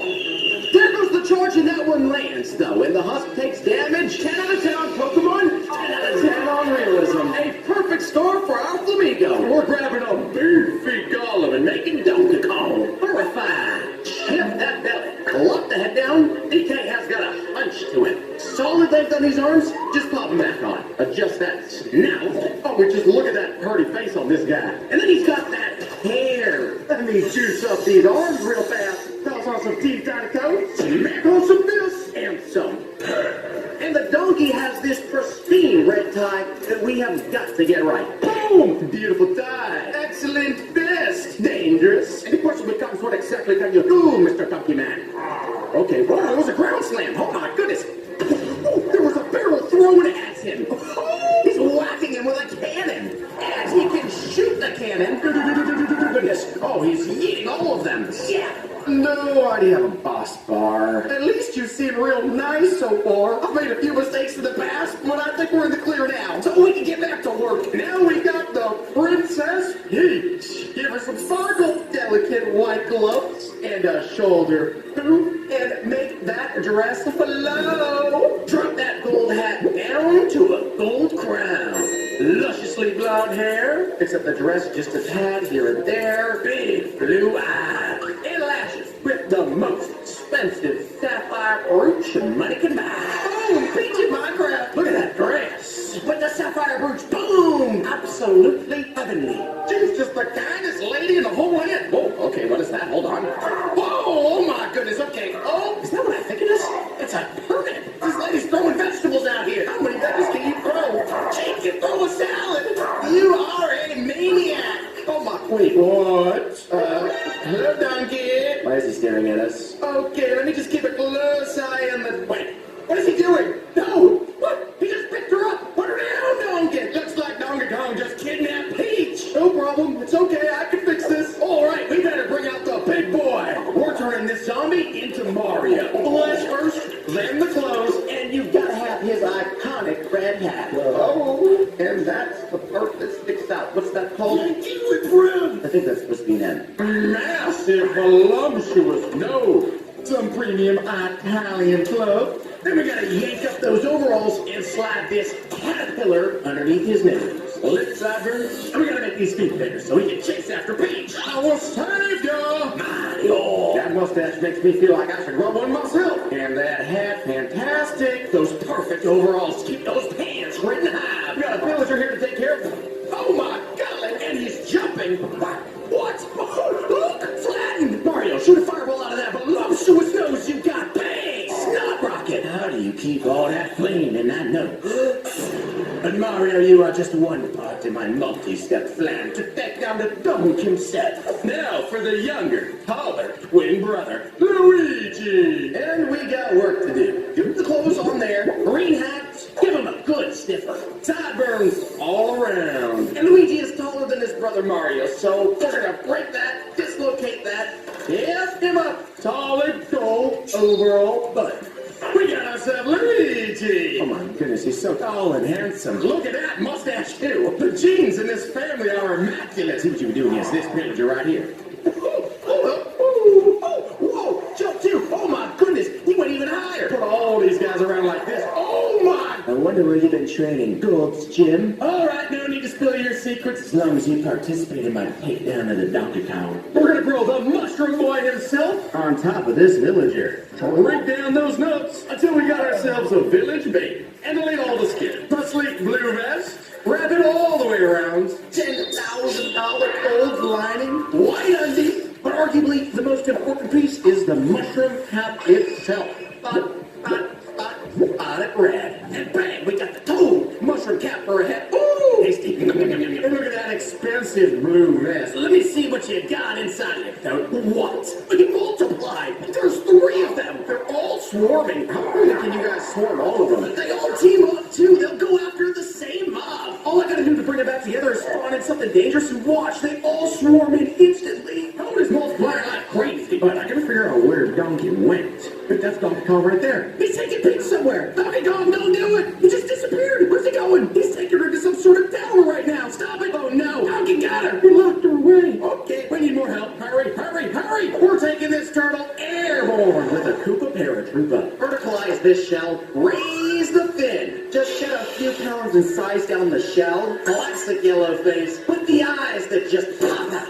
And the beak. At least I think that's a beak. Toss on a couple lips, attach the spine back on, shells for dough, and we can't make this Koopa Troopa a paratroopa without some floater. The Koopa Troopa paratroopa, and the wings on this bad boy. Those extra flat. And look at how ready this guy looks. Those arms. Oh, before you anybody, I gotta put you to the test. Because if I just bang, yeah, see? Tough. Oh my. He turns into a shell and he spins. It looks as though he becomes completely invulnerable when he does his shell. Maximum damage output with a minimum damage intake. That's gonna be perfect for our alliance. Just a couple more additions and we can take down Donkey Kong himself. Grab explosives and get explosive. We're making a bomb. Just leave the organs, drop the brain down. Couple of nice looking walkers. Now for the dangerous part here. We have to actually attach the fuse to the top. Long fuse. Install these eyes so that we can target the dog. Wind it up! We're about to get explosive! And that fuse, at any moment, it looks like it could just... Just don't know if you can actually see out of those eyeballs. If I do this, that's... Oh, yep. Oh, my... What? You're gone? I don't know how much help you're gonna be if you die or anything. How about this? And then that, and then... What happens? Oh! villager blew up there. If I could just combine your powers with Toad, then we'd be able to have a nuclear device. But I still got an army to build, baby. This brute is gonna be perfect for Wario. So he doesn't have these 50-50 legs. Name it out. That's a stocky looking penguin. Purple, yellow, then bring out that round belly even more. Massive, thick nose. Toss on some fertilizer so his eyebrows grow big and tall. And Wario has a mustache as well, but it's jagged, sharp, and a beautiful cap. Boom! Wario in Minecraft. Look at those itty bitty tiny legs. And that fertilizer worked magnificently. Nice round belly. You might just reach in there and pull out a donut. Oh, I'm sorry, buddy. Let's see what happens if I toss down a little pillager for you. Whoa! Wait, let's see that one more time. Boom! Oh, you! Wario just farted on him. What did you have for lunch? Oh my goodness! Boom! Fart cloud. Can you fart all of them dead? Boom! Farted. Okay, that's enough. Wario, calm down. Don't go to smell those farts. Oh, he did smell it. He looks real angry. What's he doing? He's going for Peach right now. That's enough messing around. We're gonna grab ourselves a tall boy to make the tower in Waluigi. Just fortunate enough, like, get him dressed, lift up those right overalls, slender gloves, and some slender fingers. And Waluigi has these really sharp, pointy ears, and a mega chin, pointy brows, long, big nose, and a mustache with one sharp turn in the crop. We got the pointiest mob ever created in Minecraft. Look at that mustache. It looks better in person. Hold up, those toes are sticking out. Oh, bang. Oh, whoa. Oh, whoa. Wait, he's throwing tennis balls. I don't think these villagers ever learned how to play tennis. You gotta use that crossbow like a racket, buddy. Ooh. What happens if I toss one of these bad boys up there? And let's see. Oh, the long shot. Reach. Perfect. Waluigi is gonna be able to knock the Kong right out of that tower. We just need a couple more things. We got Bowser Jr. coming up next. I really hope this is a good idea. Yellow, green. One massive chunk of a nose. And make sure we spend a lot of time on this smile, because he's got to be nice. Bright red brow. Bowser Jr. is rocking a trendy ponytail. Now, beefy boy, pull this out and format that beastly shell. Gotta be honest, I'm a little bit nervous about this one, but here we go. Boom! Oh my gosh, where did you get that? You got yourself your own clown car? Don't tell me you got it from your dad. I don't want to talk to your dad anymore. But dude, you look amazing! And your brows have me just slightly concerned about the whole situation. But my goodness, you got me motivated on that ponytail. Trendy. Show me what you can do, Bowser Jr. Wait, yes, Bowser Jr. can fire cannonballs. That is going to be amazing. It also appears that he can just kind of sit on them and they die. There's only one more boy to add to our arsenal. Now I got a horse. But we gotta make Yoshi. Grab the ears, pick him up. So rake that neck down, twist the nose, and soak in grease. Then we're gonna take this really gross, hairy, raggedy tail And make it Yoshi-fied. Comfy red saddle, raise it up, and cover that belly white. Add some shoes, and boom, we got Yoshi inside Minecraft. All right, here we are. He got the red saddle, and he's got the pointy tail, and he's got the right colors. But the reason Yoshi is possibly the best ever is because of this right here. Kazam!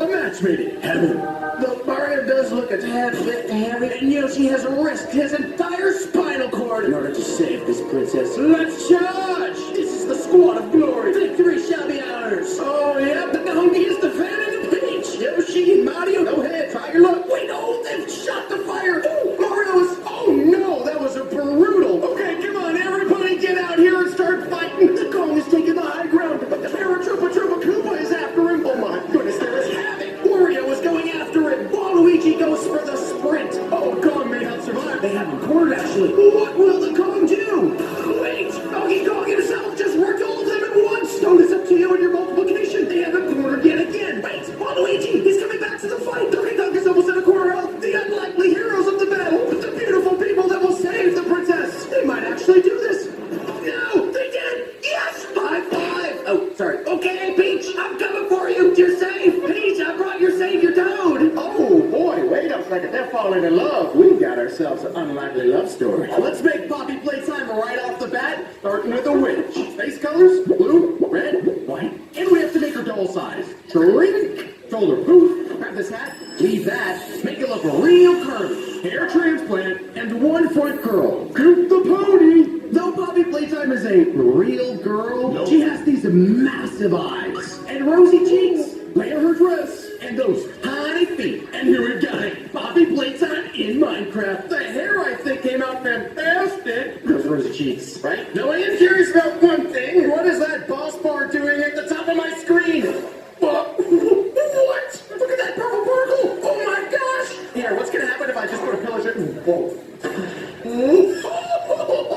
Do it again. What? Oh, wait, you just trapped this pillager in a case. Oh, my word. Pappy, we're gonna have to test your innocence. Here you go. There's a villager.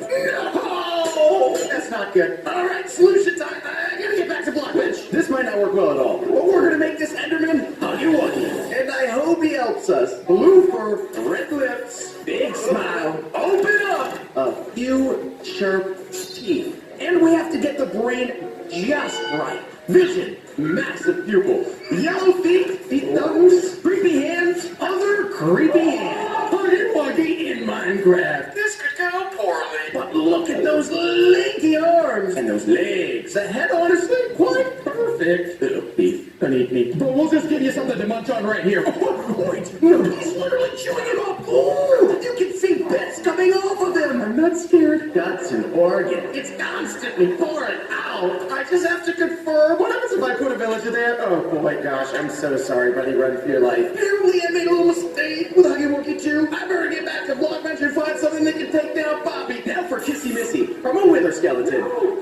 Hey, squeeze. Kiss locate. Stretch it out. Something like 8-foot arms. Burn density. Large lips. Eyeballs. Now open up some brain space. Yellow hand and the classic yellow toe. Okay, that should be the good side. Kissy Missy, and she looks pretty much exactly like Huggy-Wuggy, minus the bank, of course, and the lack of deadly needle teeth. Exactly what we're going for. I need something good. All right, let's just check out what you can do to a villager. Oh, wait, hold on. That's amazing. Oh, it actually took him down. It's like a fire shot of love. Kill him with kindness. That should work great, Kissy Missy. All right, stay here. Don't move. I just have to make sure the world isn't getting completely annihilated. Oh, no. No. 2 hours later. No. Bobby, get out of the village. No escape. That's not going well at all. Bobby's destroying the village. I have to hurry. We're going to tame Mommy Longlegs, and we got 8 legs to work with. Pigmentation. Pull it out. Snap. Crack. And she has a long neck and a skinny waist. Boom. Pink curl. Noodle hair. Big green eyes. No lipstick. Oh, wait. Just a little bit. Grabbers and pickers. We got Mommy Longlegs in Minecraft. But those eyes are kind of creepy. But that hair and the noodle. And those legs have to be at least 9 feet in length. Why is your head turning like that? Oh, that is so creepy. Either way, how you doing, Mama? Let's see what you got. Wait, whoa, I'm so sorry. Oh, she's firing something. Goodness, she's firing a web. Oh, you are stuck. And the range. Immaculate. Wait, did she lock down all of these? Lock them down. And, whoa, we got heated into the air? Oh my goodness, these guys have been locked in a box of webs. This Mama Longleg combo might be spectacular. Just gotta find the perfect addition. Now we're gonna grab this rabbit and make Bunzo Bunny. The lope, neck adjustment, limbs, torso, flip. He's down. Squeeze this for the lower intestine, and then add this to hold the heart that might not exist. Dirty yellow, green, black. And Bunzo has this green party hat, and the overalls to match.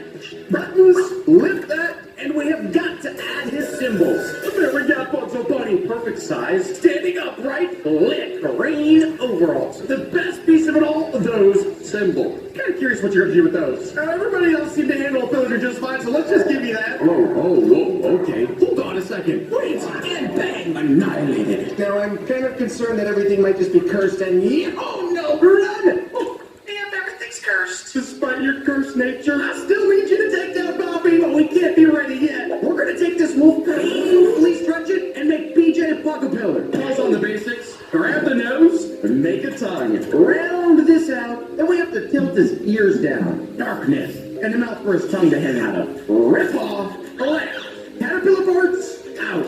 Rip, extend, repeat. 50 feet and 1,000 legs. And Kazam, BJ plug a pillar, 50 feet long. 1,000 legs. Don't give me that look, you got a weird tongue. But we gotta see what kind of additions you got to this army we're building. Oh, munch? I'm gonna consume you one skin layer at a time. Watch this. Wait, that was new. Hold on a second. Ooh, the BJ Bunga Pillar take down an army of villagers. He is munching left and right. Talk to you later, buddy. I am not quite sure if I want to do this. Yes, score. That probably means no. We need more help. seems most fitting. Start off coloring up. Expand the head. Borrow that. Make the eyes. To create. Or help. I'm running out of time. Now we're making BoogieBot, and the Iron Golem seems most fitting. Start off coloring up. Expand the head. Borrow that. Make the eyes. Facial structure. Now we gotta grab this beefy chest and bring it way down. Conveyor slots, protective frame pacing. Next, conveyor belts. Attach. And we better add some grip. And BoogieBot has these robotic claws instead of hands. Boom, BoogieBot! Wait, okay, you ended up larger than I was originally expecting. The conveyor belt's so good. And that head. I just hope you can actually see. Look at him move. He walks like a robot. I just want to see what you can do with those claw hands. What if I just give you that? You pick it up with those claw hands, grab the grass ball. Hey, look at that. Bear that grass ball. All right, you know what? Listen, you know what? How about 18 pillagers? Wait, what? Oh, did we just have a massive dance party? Look at this. Everybody's dancing. And then, oh, exploding. I got an idea. Baby shark. All right, I know it was a dolphin. Still pretty creepy, but I don't really care how creepy it is as long as it can actually take down Poppy. Who ended up going where? Poppy? Wait, no. What are you doing? She's harvesting them. No, she's not harvesting them. It's a slaughterhouse. That's it. I don't care how cursed things get. We gotta figure out a way to stop her right now. I grabbed a fox for Candy Cat, because look at that. Hey, blue, red. The tongue comes first, and it's always hanging out. Pointy ears, eyes, mouth. Bring out the sniffer. Pop these off, dick in them up, and add paws. Not quite wide enough. Texture the back, and the tail has to be even lumpier. Candy Cat, look at that. Lumpy. Hey, and the drops right down the side with the dark blue looks good too. Now, Candy Cat, I know that she can be a little furious, which makes me a little concerned. Despite that, I want to just try something out, alright? Candy Cat, come kill the pillager, please. Hold on, I got an idea. What if I give you one of these? Oh, you gluttonous maniac! Whoa, she gets insanely strong. Oh boy, she's wildly unpredictable. This gluttony might get the better of you, Candy Cat. As long as it gets the better of Poppy first, I really don't mind. But we're not ready yet. We're going with the cat to make Cat B. But we also could have got a B, probably.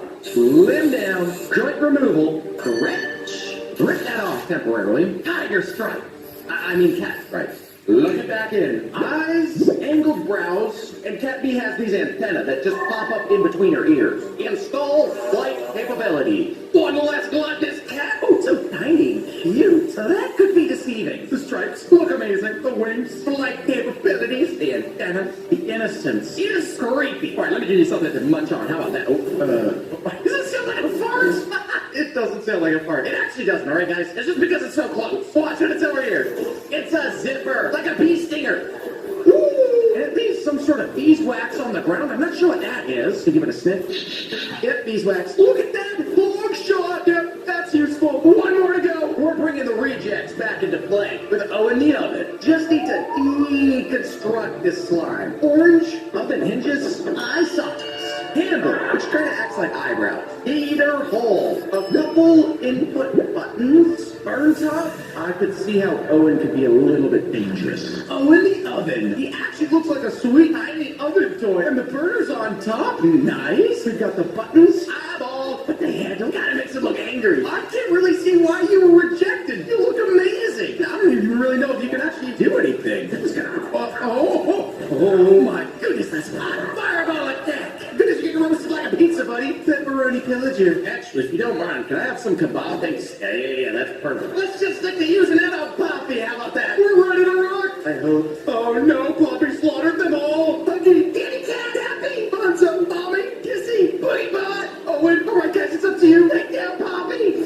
Oh my word, they're actually going after it. Oh, I forgot. Kitty Cat, come on, get in there. Oh my gosh, Poppy's almost down to half out now. Everybody's combining together to fight back. Oh no, Poppy's turning around now. Poppy has decided to return the favor. Oh, she's sending down the nukes. Please don't go down. Poppy's almost down at a quarter health already. Oh, BoogieBot goes down. Oh no, wait, no, it's just Candy Cat.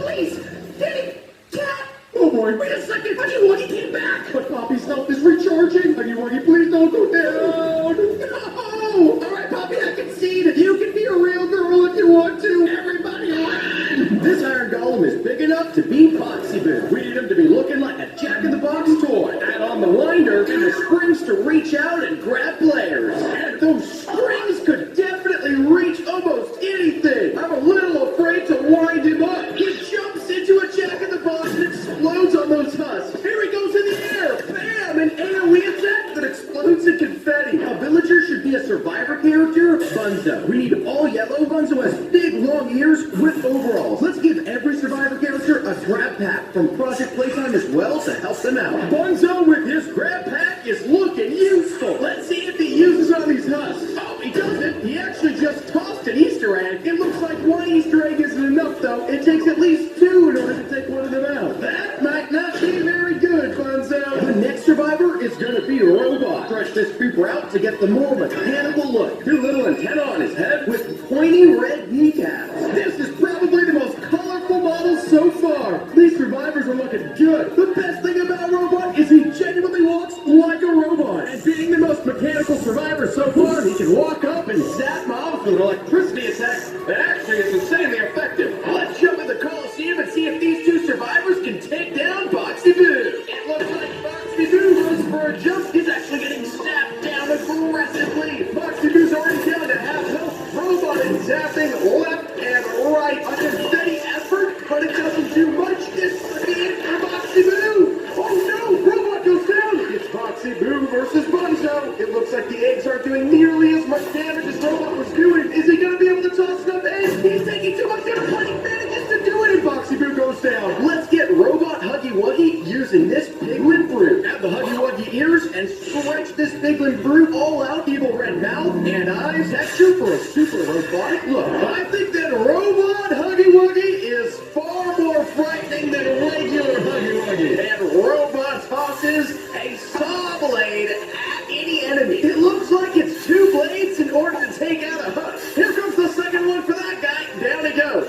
Let's remake this pig into Ninja. He's wearing blue, and he's not standing on four legs. Every real ninja has two swords, but let's give him the grab patch as well. Those katanas crossed on the back look legit. And we've got to be sure a ninja behaves like a ninja, disappearing in the smoke and then can appear behind any mob. Woo! One hit wonder too. Instantly disappears in the smoke again. Here he goes on this one right here. Down he goes. Another survivor we can make is an astronaut. We need an astronaut suit and helmet, a reflective visor for protection. He's also got a little moon and rocket icons on his chest. The only appropriate way for him to do any damage whatsoever is going to be by calling down a meteor from above. That's a big hole. Here comes another one. All right, down on this husk here.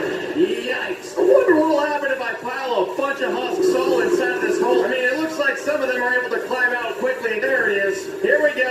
Whoa, the reach is huge, though. The ninja and astronaut are insanely strong. Well, let's see if these three can manage to take down Robot Huggy Wuggy. Ninja disappears into the shadows. This is going to be a big hit, guaranteed. There goes the first meteor. My goodness gracious, these survivors are doing a ton of damage. Huggy Wuggy is almost near half health now. Looks like he's trying his very best to deal as much damage with those saw blades, but that one is a complete miss. This is not looking good for Huggy Wuggy. The ninja, is he alive or just in the shadows? Oh my goodness, wait a second. He went into the shadows and he never came back. Looks like we just have our astronaut and our friend Bunzo over here. But this could be it. The astronaut's still alive. The last meteor comes in and knocks him out. Looks like it's just the astronaut and Bunzo manages to stay up this whole time. We should use this spider to remake Mommy Longlegs. We don't need as many spider legs, but we need them to be long. Hair curl with big twirling follicles and massive green eyes. Crawling around ever so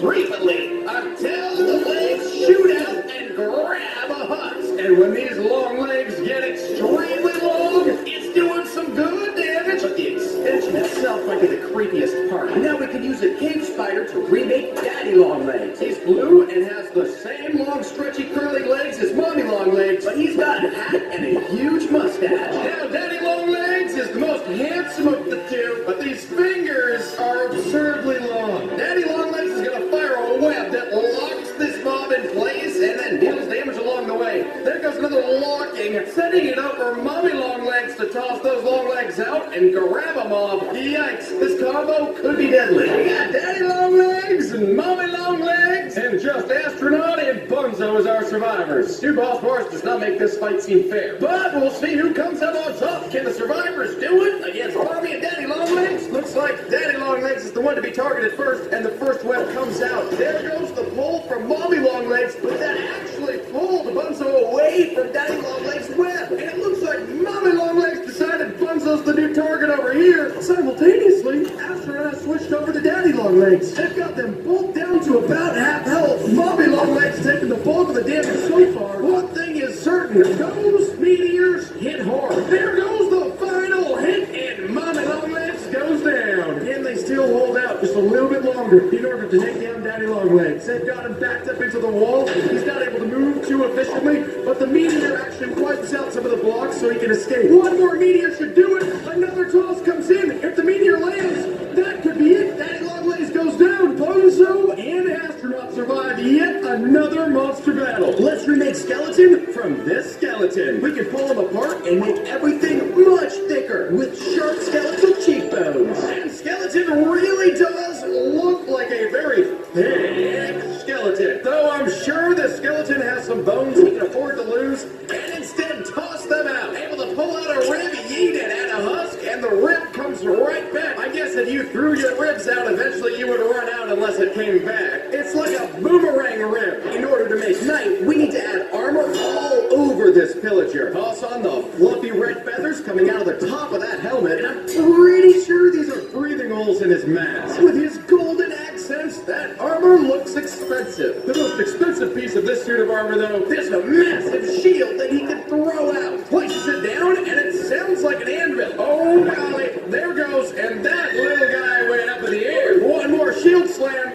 Sayonara. Let's remake Killy Willy using this Enderman. Make him appear a bit more furry. Killy Willy has eyes on his head and also on his arms, with an extra mouth right on his chest. The very furry, very large, multi-eyed Killy Willy. And those toes could use some serious grooming. It's not the toes that'll get you, though. It's his gloves. Charges up and slashes this husk for bleed damage.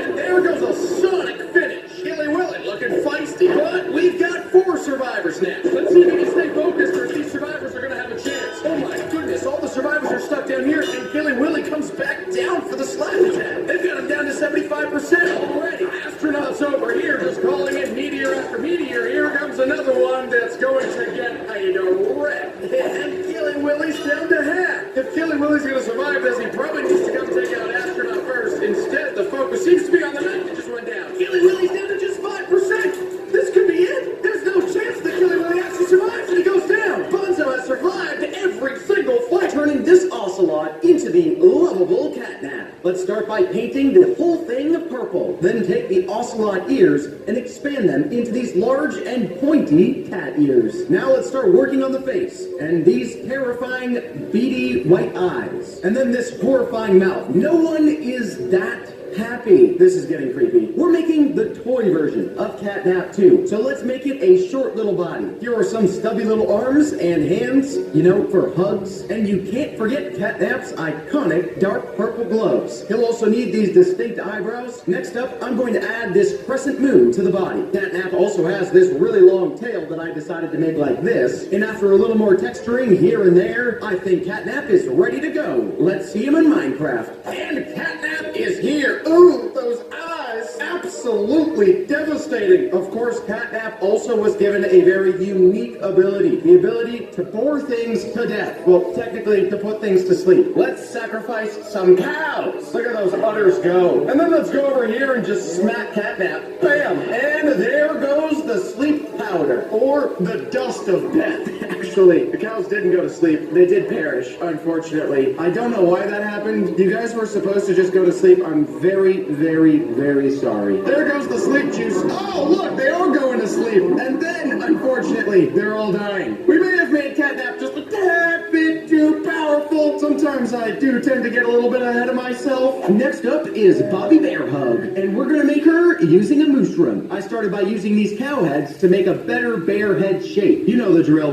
We need to give it those creepy eyes and also the very creepy mouth. Bobby Bear Hug has the same eyebrows, but we're gonna raise up one of them. We'll need to make the body and legs. Right now, it kind of looks like a creeper. We need to fix that. That is much better. We'll add some big old toes and recolor the body to make it look like this. And we've got to add a heart pendant that will go on the front. And some final texturing should finalize this one. And here we have Bobby Bear Hug. Let's see how she looks in-game. And enter Bobby Bear Hug. Alakazam! Beautiful! Oh, that's the wrong side. Beautiful backside, though. Let's shift around the front. Oh my gosh, those eyes. That smile. Just the way it's supposed to be. Let's plop down a little cowhide over here. Udders. Plop down another cowhide over here. No udders. And now I am going to sacrifice myself in order to display the capabilities of Bobby Bear Hug. So we've got ourselves in the way for the sake of science, and now Bobby Bear Hug will make his way towards any living meat. In this case, one of our cows. And the cow turns dangerous and is now going to try and chase me down and absolutely wreck me. That is one vicious mind control cow. Oh, I ran in the water. Let me go this way. Yes, we've lost him. No, we haven't. We have not lost him. He is right behind us. Finish the fist fight. Come on top. Just keep the punches. We got it. The Bear Hug has been hugged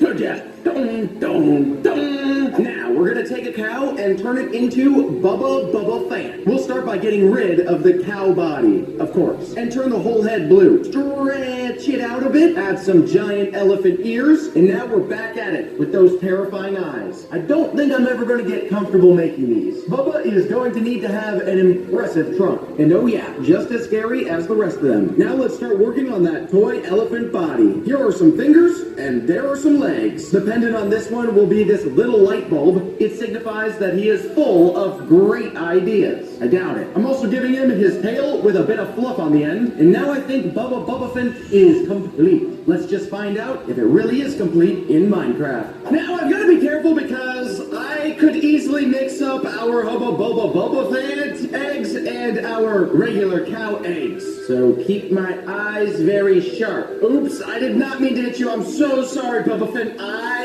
am sorry. Please don't be angry at me. Your tail looks great. Your ears are massive. They look just like an elephant would if it was absolutely terrifying and horrific looking. And all these smiling critters should be roughly the same size. Bubba Fan so far is the biggest, which makes sense because you're supposed to be an elephant. And Bubba Fan can turn diamonds into larger diamond things. I hid some diamonds to show you what I mean. Boom, got one. Let's take our diamond over to Bubba Fan and do a trade. He takes it and works on it and gives us back a diamond hoe. Bam, bam, bam, bam, bam, bam. I actually wanted something else. Hold on, I have another diamond. Trade it in, he works on it. Diamond pants. These look sweet. Next up, let's turn this sheep into Crafty Corn. And no, I don't mean my friend Crafty, though. Crafty as a unicorn, that would be hilarious. The sheep head isn't quite right, so I'm going to use it to make a new unicorn head. I added some ears, and yes, those eyes again. Crafty Corn has a very full head of blue hair, which I'll offset with the nightmare-looking mouth. Crafty Corn is a unicorn, so let's give it a horn. I just want to point out here how funny Crafty Corn looks with sheep limbs. I'm tempted to just stop right now, but I have to keep going. Crafty Corn also has this adorable rainbow flower pendant. Then, after adding the tail, Crafty Corn looks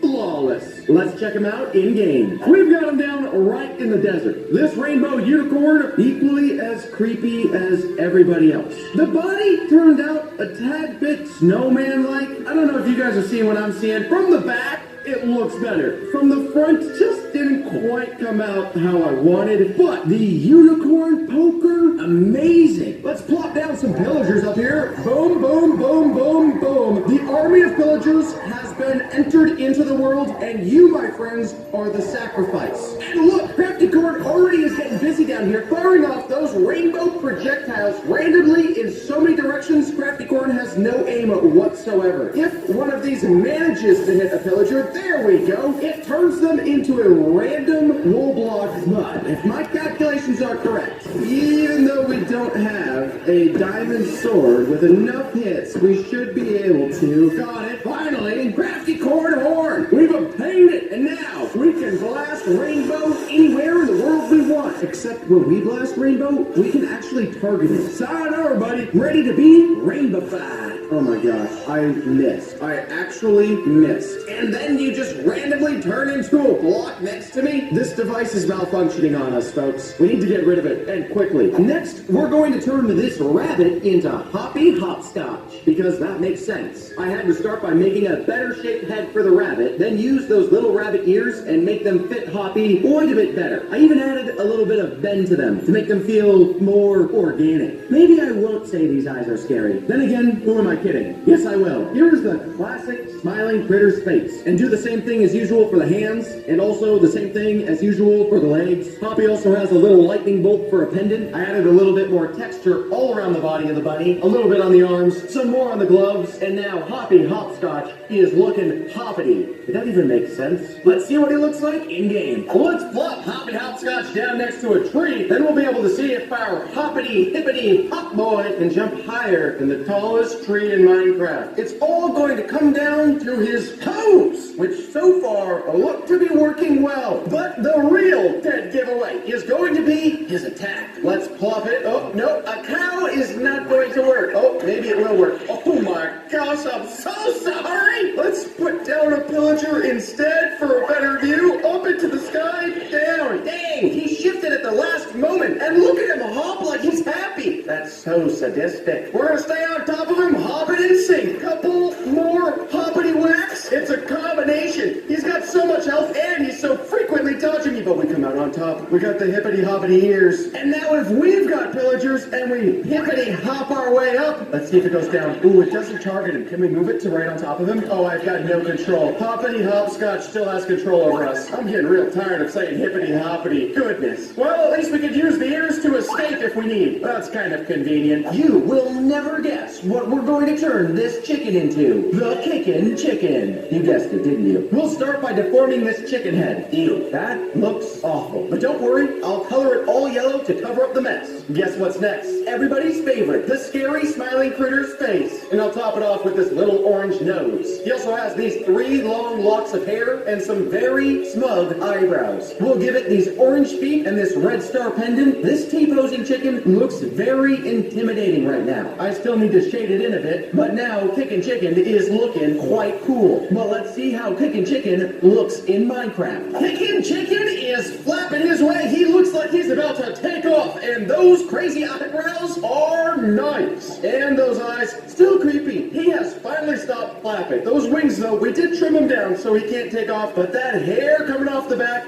and that tail, he is not a normal boy. He is a magnificent speed racer. But in order for us to get Pickety, oh my goodness, Hoppity is stuck in my brain. In order for us to get Kickin' Chicken off to the races, we're gonna have to cause some serious damage. And all I have is, I need to do something. A couple trades later, we finally got our diamond sword, and now I can cause some serious damage to our Kickin' Chicken and get him to get to the races. Come on, buddy, you move. Look at that. He goes down. He's twice as fast. There he goes. Look at him move. Oh, he's very fast now. He's gonna be hard to catch. There we go. Got him. He's back again. Even faster, though. Bam! Woo! Now he's fast. The steam is even coming off of him. Well, let's find out if he can survive again. Oh! And he's gone for good! Just like usual. At the end of the day, we come out on top. Though I feel like I should give you a rating for your sacrifice. 8 out of 10. I think that's where your remains were. Now we're going to turn this pig into Piggy Piggy. Piggy Piggity. Piggy Piggy Piggy Piggity. I like that name. Sounds like I'm beatboxing. Enough of that. Let's get rid of the pig body and paint the whole thing this eye-blinding pink. Fill out the eyes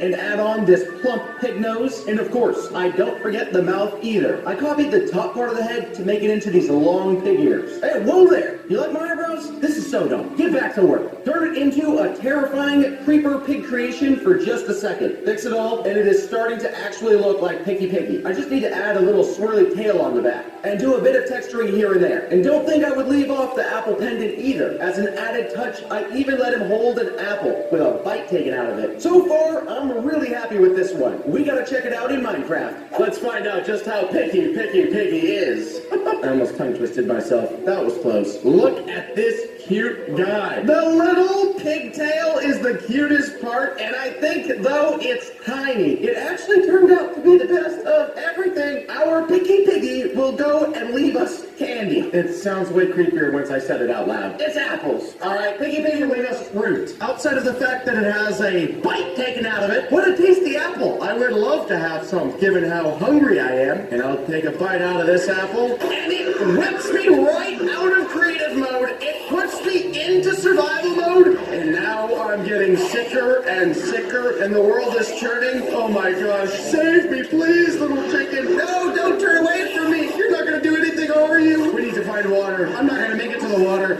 Oh my, no! And those Enderman sounds were just bleeding my ears. I warned you all, Piggy Piggy is not to be messed with. Not at all. Now, I want to turn this wolf into Dog Day, the coolest smiling critter in the bunch. If you try to convince me otherwise, you're wrong. Take the wolf head and turn it orange. Then I'll add these 2 long red pieces, which will become the ears. And here we go again, the scary face. This might be the scariest one. I formed the body to look like this a bit. I think he might be meditating. Paint the shoes and gloves, both of them all red, and give him a sun pendant on his chest. Then I did a little bit more texturing all over Dog Day, and he is looking great. But let's see if he looks great in game. Dog Day has joined us, and for some reason, the structure on Dog Day's face makes it look slightly less creepy than the others, which I'm so very thankful for. The ears are the dog giveaway. These hanging loose all the way down the side. These are some very long ears. And our Dog Day is one of the few dogs that loves the water. Looks like he's trying to get out, actually. Hold on, 1 second. I'll help you. You can do it. You can't do it. All right, you can't do it. Very cute, but less agile than the normal dog. Oh, but look who we have here. We found Catnip. Catnip.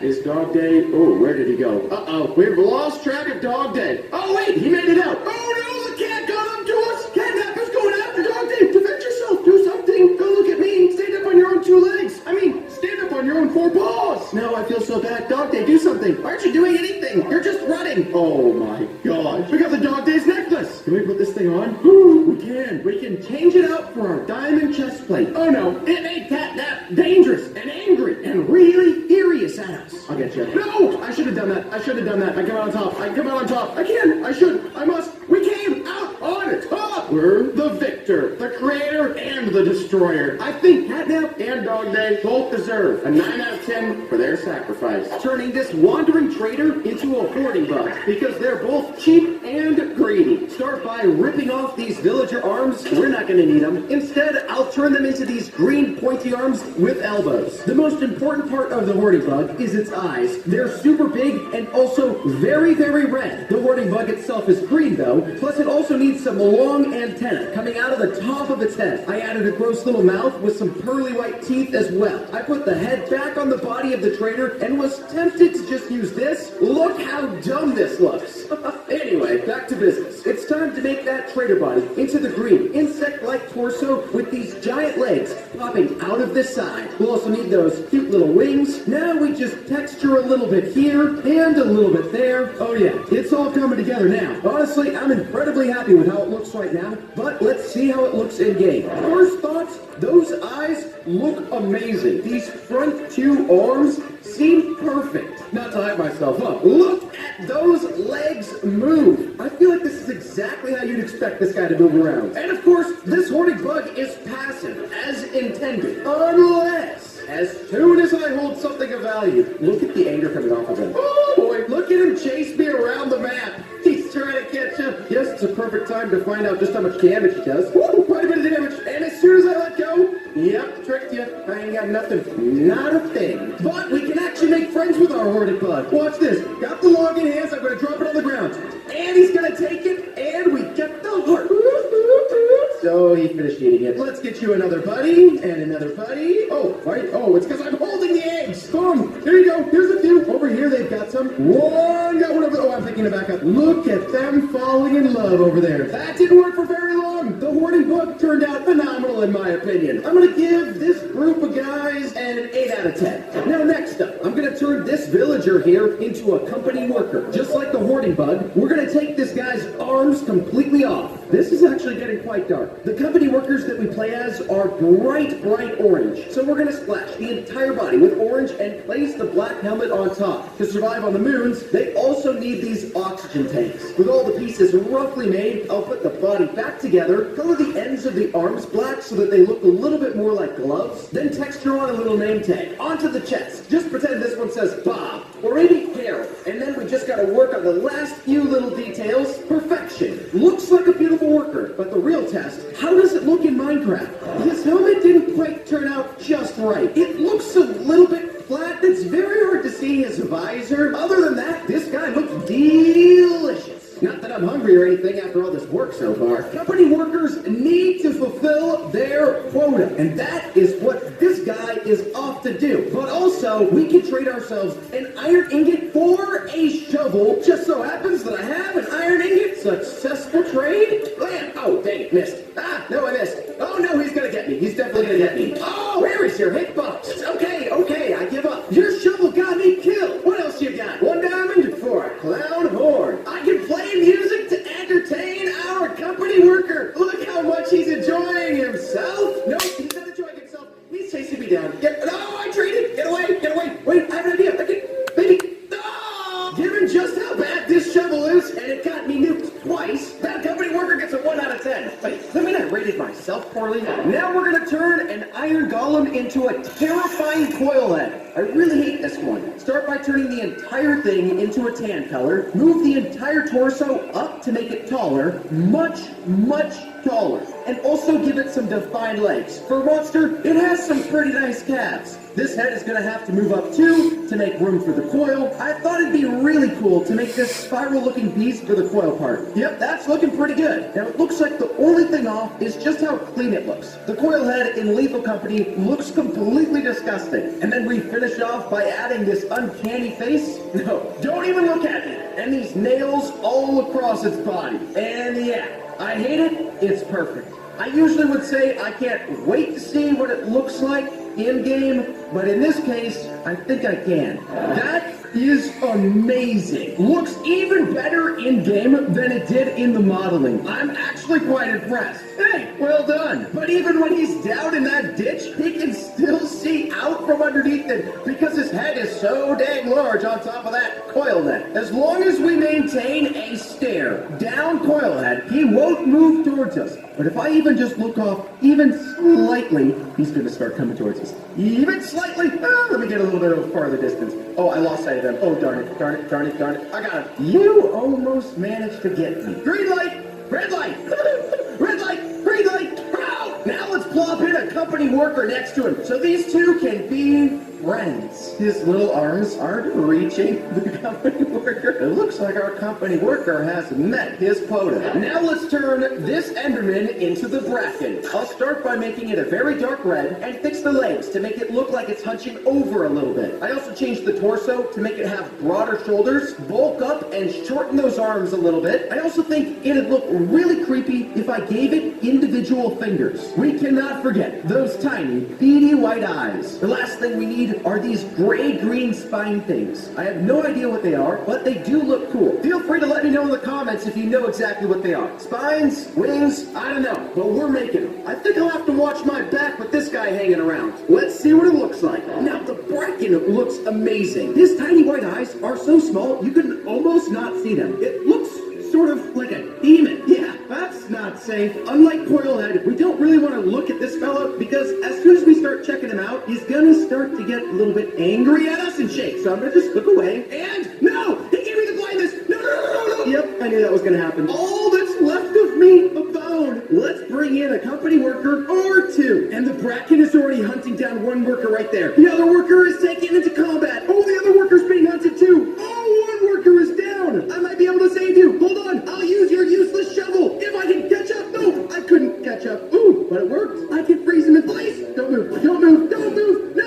No, your shovel's useless. All right, let's turn the wolf into an eyeless dog. It needs to get a whole lot bigger. So let's start with this giant head. It doesn't have any eyes, but it certainly has an extremely large mouth. To fit the body, we're definitely going to need to lengthen these legs. Now, those are the legs of a predator. Next, we need a really long tail. The eyeless dog in Lethal Company also has these super long and very pointed teeth. Yep, he's definitely not brushing those. Those are the bottom teeth there, too. I'll do some shading here and there, and that is one ferocious dog. Looks good right now, but let's see the real test. The very first thing that I think is done perfectly on this eyeless dog is his eyes. Flawlessly recreated. His mouth really is kind of just his head, and I have to remain completely still. As soon as I move, then I'm gonna get spotted. I'm gonna stop moving, and he can't see me anymore. I can move again, and he's gonna spot me. Stop moving. He can't see me. Let's see if we can do a complete run around the eyeless dog and get away with it. Here I go. I'm going. I may have slightly overtuned the eyeless dog. Even if I just move slightly, he picks up the scent right away. Please don't get me first. Oh my goodness, we lost him just in time. Let's bring in somebody else that can move around and see if the eyeless dog picks it up just as quickly. He's moving closer. Oh, Coilhead came in. What's gonna happen here? The eyeless dog goes after Coil. Coilhead goes down. I'm trying to see. The worker's dead. I gotta stop moving. Ooh, I can trade for a shovel. Do I really want to? It has been horrible every single step of the way. Get the high ground first. Stop moving. Go for the high ground again. Stop moving. Closer. Stop moving. No. Let me bait him to the low ground this time. Lose him. Bait him again. Lose him. Now I'm going. No, not going. Oh, I got him. We got him with the shovel. No, he got me back. I'm so bad. I can do this. Lose me. Go for the hit. No. Got him again. I've got him locked. We got him down. The shovel wins. And we picked up the eyeless dog here. When we're holding the eyeless dog here, we can actually see the scent coming off of mobs, but only as they're moving. Look at the scent. I can sniff him. I can't really do much about it though. I'm gonna give the eyeless dog a 6.7 out of 10. Next up, let's turn this spider into a bunker spider. It's already a very similar shape, so we just have to focus on making the features look amazing. But the bunker spider is a lot more, well, spider-shaped than the Minecraft spider, so we'll fix that. And those legs are gonna have to be worked on too. Being in a bunker, it has this desert sand texture across all its body, and also these large fangs visible on the front of his head. I added the little black eyes, but honestly, it sort of makes the spider look cute now. I feel like the guy would give some pretty good hugs. But trust me, you do not want to hug one of these unless you want to end up in a cocoon, an endless cocoon of doom. But hey, let's see what it looks like and find out if we get cocooned. This abandoned village is the perfect spot to see if this texture worked, and it did. Look at the fangs on the front of this face, and as our bunker spider walks around, it's going to start dropping webs. Let's see another one drop down. Should be about every 5 to 10 seconds or so, and these webs are very dangerous. You do not want to step inside of the web. Let me sacrifice a company worker here. Hey, maybe put one right there. Oh, the worker's getting awfully close to the web. Oh, he's right inside of it. The spider sees him. He's going down. Oh my word, he was annihilated so fast. Oh, we got a drop. If I can safely grab it. We got a spider victim. We can take this spider victim. Let's plop down another company worker here and go for a trade with him. There we go. Spider victim for 5 iron ingots. Why did I do that? So I can get more shovels? 5 shovels. Great. What I really want is those diamonds. But in order to do that, I'm going to need a circuit bee hive. Now we got a bee here, and let's turn it into a circuit bee. In Lethal Company, these are kind of hard to see, so I'm going to be getting creative with how it looks. Move the wings up here and fill them in. Color the whole thing a very good red, and also get rid of those tiny little feet. After getting the rest of the texturing just right, I'm going to make these wings look so much cooler. When that's done, duplicate them so that we have 2 sets of wings on each side of the bee. That would be 4 wings. Or is it 2 wings? Is there 2 in each wing, or is each wing 2? I'll leave that to the experts. And as a final touch, it is called the circuit bee, and it lets off electricity. So we're going to take some creative liberty and add these lightning bolt patterns to it. I would be shocked.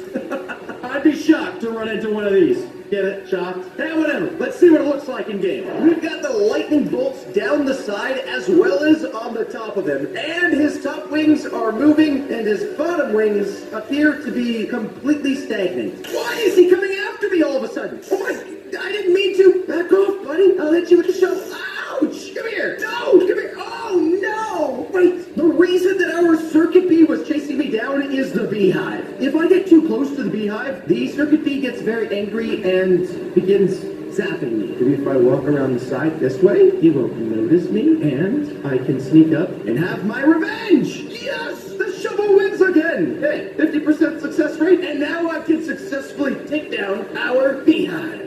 Oh boy! I got 2 circuit bees after me! I can do this. I can't do this. I can't do this! Now that I've got the circuit beehive, I've got 2 diamonds! Now I'm gonna take this slime and turn it into a hydro gear. What? You know what I mean! The model is gonna be pretty simple. It is basically just a big translucent pile of sludge. There it is. The hydro deer. The hydro deer. The hydro deer. The hydro deer. I'm done. Kidding. Let's keep going. To give it that gross, goopy texture, I'm gonna add some darker blues and some lighter greens to it also. And here are some incredibly riveting footage of me coloring a blob. Yes. This is good content, but to make it all come together, I'm going to add a separate layer to add the translucent slime element. You may have laughed at first, but that really made it look a whole lot cooler. We can't judge it just yet though. We have to see what it actually looks like in Minecraft. He's not really supposed to be much other than a blob, right? So as far as the recreation accuracy, this is flawless. He's moving closer and closer to me. Why is he chasing me down already? He's a blob that is ever consuming. And if he touches me, things are going to go quite poorly. He's consuming its slime, and now I can't move. I can make it out. I can make it out, maybe. I can turn and hit. I can't turn and hit. Of course I can't. The real trick to the hydro deer is keeping your distance. It's so slow moving that if you stand far enough back, I mean just a few blocks, you can manage to stay away completely. As soon as the slime touches you, that's when you get stuck in the slowness of the hydro deer. I'm shifting. I'm shifting. I'm shifting. I got him stuck. I can. No. Now we're gonna take this mushroom and turn it into the face-hugging snare flea. Take off the legs, and now look at that. Ground beef.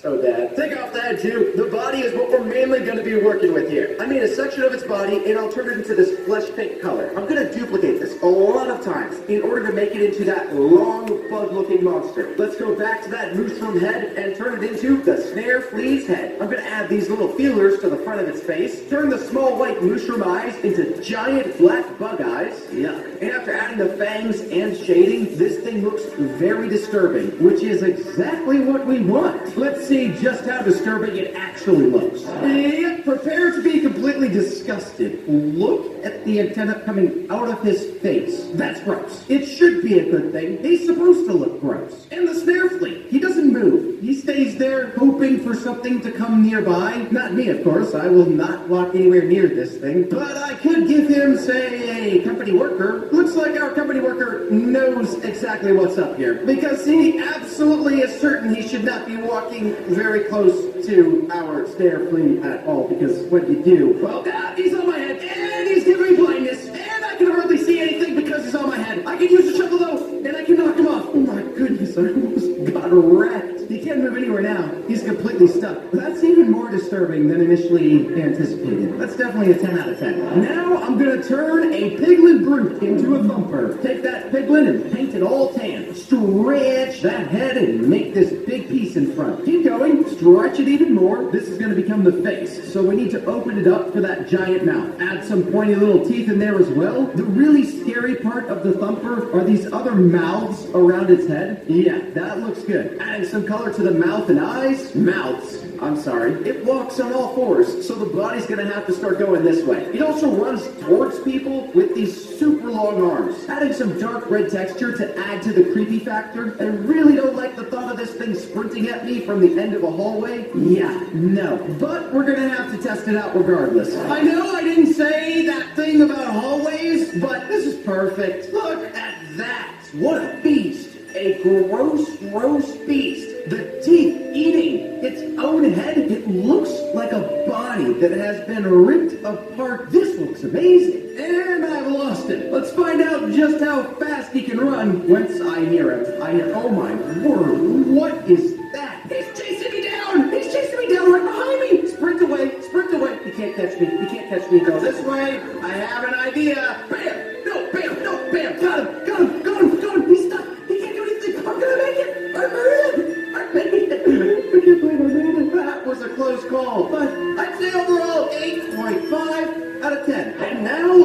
this skeleton into the Jester. The first thing I'm going to work on is the feet, because for some reason, the Jester likes to run around the halls without any shoes on. Take the rest of the skeleton, make it into a boxy shape, and turn it into the Jester's Jack-in-the-Box body. After finishing up the design on the Jack-in-the-Box, I'll move on to making the arms. To play the song, it also needs this silver handle. Now reposition it in a way that makes the Jester's hand holding the handle. That's basically it. But we also have to make a model of it in its deadly form. Open up that box so that we can add a giant skull inside. It's going to be attached to these very veiny bits. Now we create the skull. Oh yeah, that's freaky. Look at those teeth. I think I might be seeing this one in my nightmares tonight. But let's go ahead and see it in Minecraft first. Now this guy looks alright in his initial form. The best part is this hand on the side is perfectly positioned over his winder, rolly thing, the mechanism that makes his head pop out. Do not be deceived by the music. When the Jester starts with the Jack-in-the-Box music, you have approximately 30 seconds to get out of the way. Actually, I'm going to pull in a bunch of company workers here to defend me, just in case. And there goes the head. Oh my gosh. Look at how big and gross that is. All of those workers have been annihilated. Oh, he's targeted right off to me. He's chasing me down. He doesn't care about the worker army behind me. I can do this. I can't do this. I can do this. I can't do it. I can't. I can do it. I can do it. I cannot do it. I can. I have to. I have to be able to do it. It's up to me to save. Oh, there's no company workers left over there. It's up to me to have victory. Got him. Got him. We got him. We timed it perfectly. Watch this. Let's take him down. We can do it. We got it. And we got his Jack-in-the-Box. Oh boy. My turn to be the musical master. Look at us.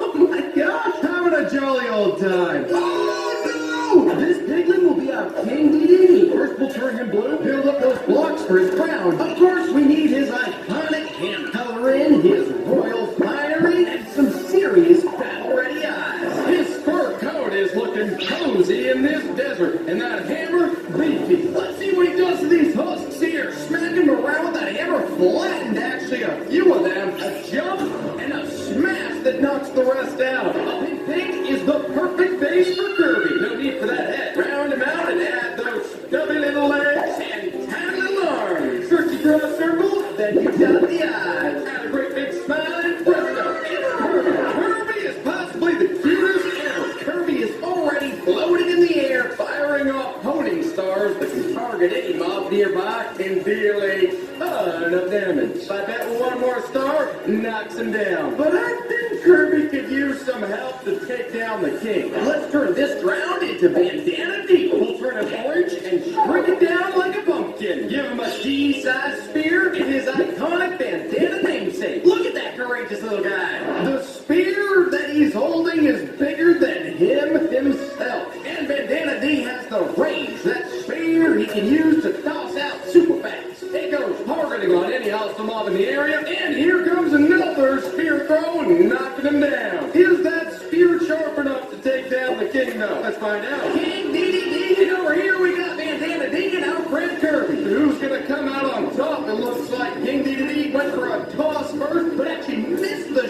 shot onto Bandana D, and Kirby's thrown out stars left and right. Looks like King DDD already is down around 70% health, and Bandana D becomes flattened as well. Kirby is able to float away, flattened in the process, but returns to the ring. This could be it. Bandana D goes down. It's actually just up to Kirby now. Can Kirby hold it together? Kirby backs off for the hit there. He's stuck behind the ropes. Can't do anything. And goes down. But Kirby goes down at the same time. We've got our first tie ever.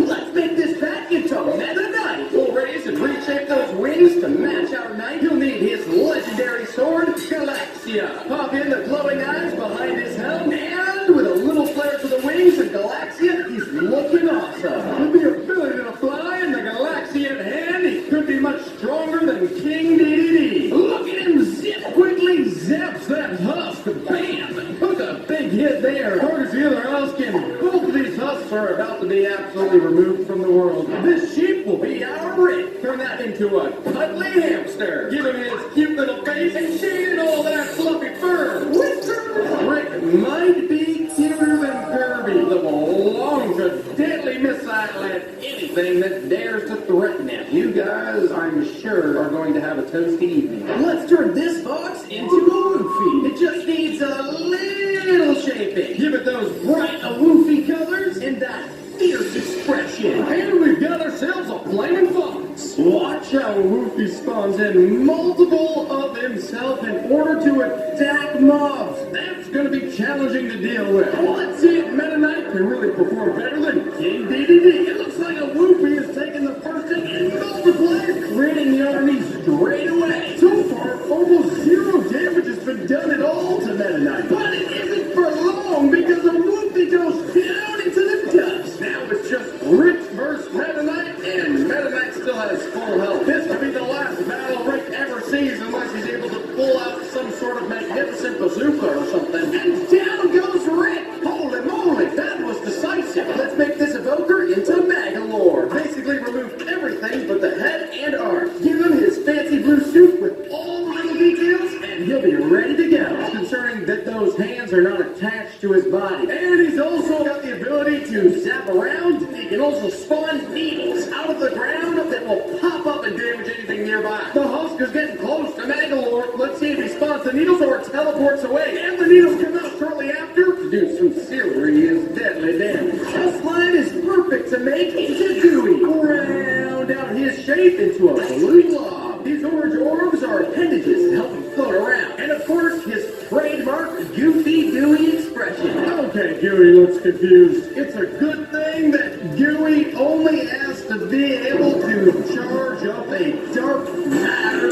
bolt that goes to any mob nearby. That means he can just stay in one spot the entire time, charge it up over and over again, and he floats into the sky each time for safety. But I don't think that he knows what it means to stay out of danger still, because he keeps dropping down into these husks here. I think Gary's definitely going to need some help. We can cook up this cow into Chef Kawasaki. He'll need his chef's hat and apron to get cooking. And of course, his frying pan. We've got the chef looking amazing with that mustache. The main thing I'm curious about is what this guy can cook up, though, because we've had a rough time today. Let's pull in a couple husks here. But our chef isn't doing anything at all. The husks are just standing around. Let's grab Gooey at the same time. And the chef instantly jumps towards Gooey. He's tossing food at Gooey to charge him up. What is this chef cooking? It's a steak. I guess as long as the chef keeps cooking, then Gooey could keep on fighting. We've got ourselves a chef as well as Gooey, and we've got Magalore. The spikes come out, the chef takes the first hit. If the chef gets targeted, oh my golly, we are going to be in a bad position. And it looks like that's the case. Magalore has teleported up to where? Is he on the roof? Magalore's on the roof! Get yourself back down into the arena! He's down here in the arena, tosses up the spikes, takes a little bit of damage to the chef, another damage on the chef, and the chef goes down! We'll make Galactonite from a phantom. Slap on some horns. Since Galacta is an ancient swordsman, he'll need his lance and shield. And those glowing eyes behind the iconic knightly mask that has some feathers to those phantom wings. He is looking absolutely big feet. He's got wings of steel, horns that are golden, a shield as well as a lance. Let's pull in as many husks as we can. And watch how Galactonite tosses down. Attack after attack launches something into the air there. Hold on. Oh my goodness gracious. It was a lightning strike that came down on everybody. Here comes another one. Watch this. Yikes. All of the husks are gone. Alright, that's a beefy board. An iron golem is strong enough to be our Robobot. We'll build out this bulky robot body. Robobot has a face like a giant Robo Kirby and a pilot to keep this Robobot running. Now that is something beefy that we need in order to withstand Galactonite. I think we could probably toss down as many husks as we want, even with a train of husks chasing Robobot down, he can still survive. But can he survive against Galactonite? It's Robobot and Galactonite. And these two cannot wait to get at it. Galactonite is already down to half health. My goodness, get up in the air, buddy. You're going to go down so fast you won't even know what hit you. Literally, down under half health already. There's not a single piece of damage that's landed onto Robobot yet. It's only one or two more hits that are going to do it, and down goes Galactonite. We'll make Kirby from this cute little pig. It's already pink, so we'll just need to squish him into a ball shape, slap the legs back on there, and turn them into some arms and feet. This is cursed looking right now, but we'll fix it. Draw on Kirby's cute little face. Let's fix these feet. shape to be his shoes, and Kirby is looking ready to eat up the competition. Looking boxy and cute. Those feet always surprisingly larger and longer than the body itself. Kirby's getting eager to get some action going over here. Walking closer, and a massive hammer comes out on this husk. Let's see it again, Kirby. Bam! Down he goes. This husk is not going to have a happy ending guaranteed. Bye-bye, buddy. Now let's turn this hopping rabbit into a high-jumping Yoshi. Stretch out this torso a bit, double up this rabbit head to make Yoshi's face, tack on those legs for jumping, now painted green, give him those red spines on his back, and voila! Yoshi! This little guy could just run away from that hammer. He's so tiny, he's gonna dodge every single incoming whack. Or he could turn down and take it to the shell. Yoshi, you're gonna have to be able to give it out, which is why I've given you a very special, dangerous ability.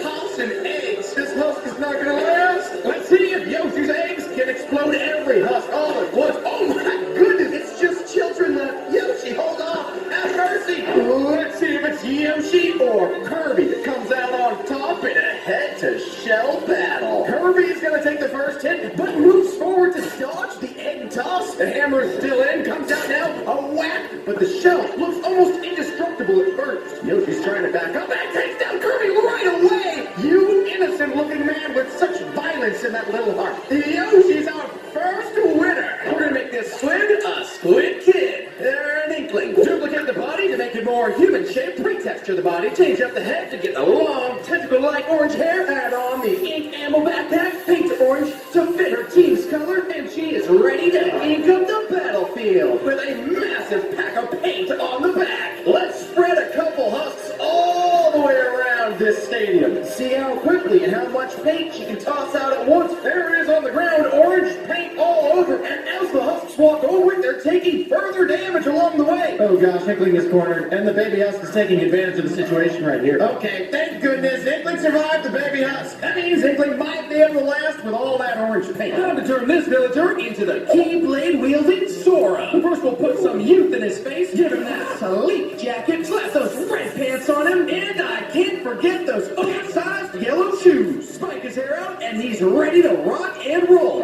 These shoes are huge, and that hair, I gotta figure out where Sora's getting that haircut from, because I could use a haircut for my bald head myself. But the key here is not the hair, it's the key. Husk turn on Sora, Sora turns on Husk, throwing out the key, sticking them in place, stuck for good, almost frozen, and the Husks continue on, but they get hit again and go down. The real question is, can Inkling paint fast enough, or does Sora have the keys to victory? Ready? Fight! It looks like Inkling might toss the paint first, but Sora does the key at the same time, and now Inkling is stuck in place. Inkling has the advantage, it looks like, but those rings are coming out quickly. Inkling is continuously stuck. He every single time actually manages to drop that one and get out of the way, and the damage over time takes down Sora. That was an impeccable, flawless victory by Inkling. I definitely thought that was going to go the other way. Let's make the hero of Fire Emblem Marth out of this wandering trader. We can keep this blue color for his hair, but the rest of the head has got to go. Give this honorable warrior his crown. That will work on making his outfit suit his medieval fantasy look. Yes, my lord. Add on his blue and gold flowing cape, and he's ready to fight for glory. And we've got the fun guy with the sword, Marth. Let's see how much damage Marth can do with that sharp sword. Looks like he's backing up. He's getting some distance. He's grabbed the high ground. This is going to be a whack for the ages.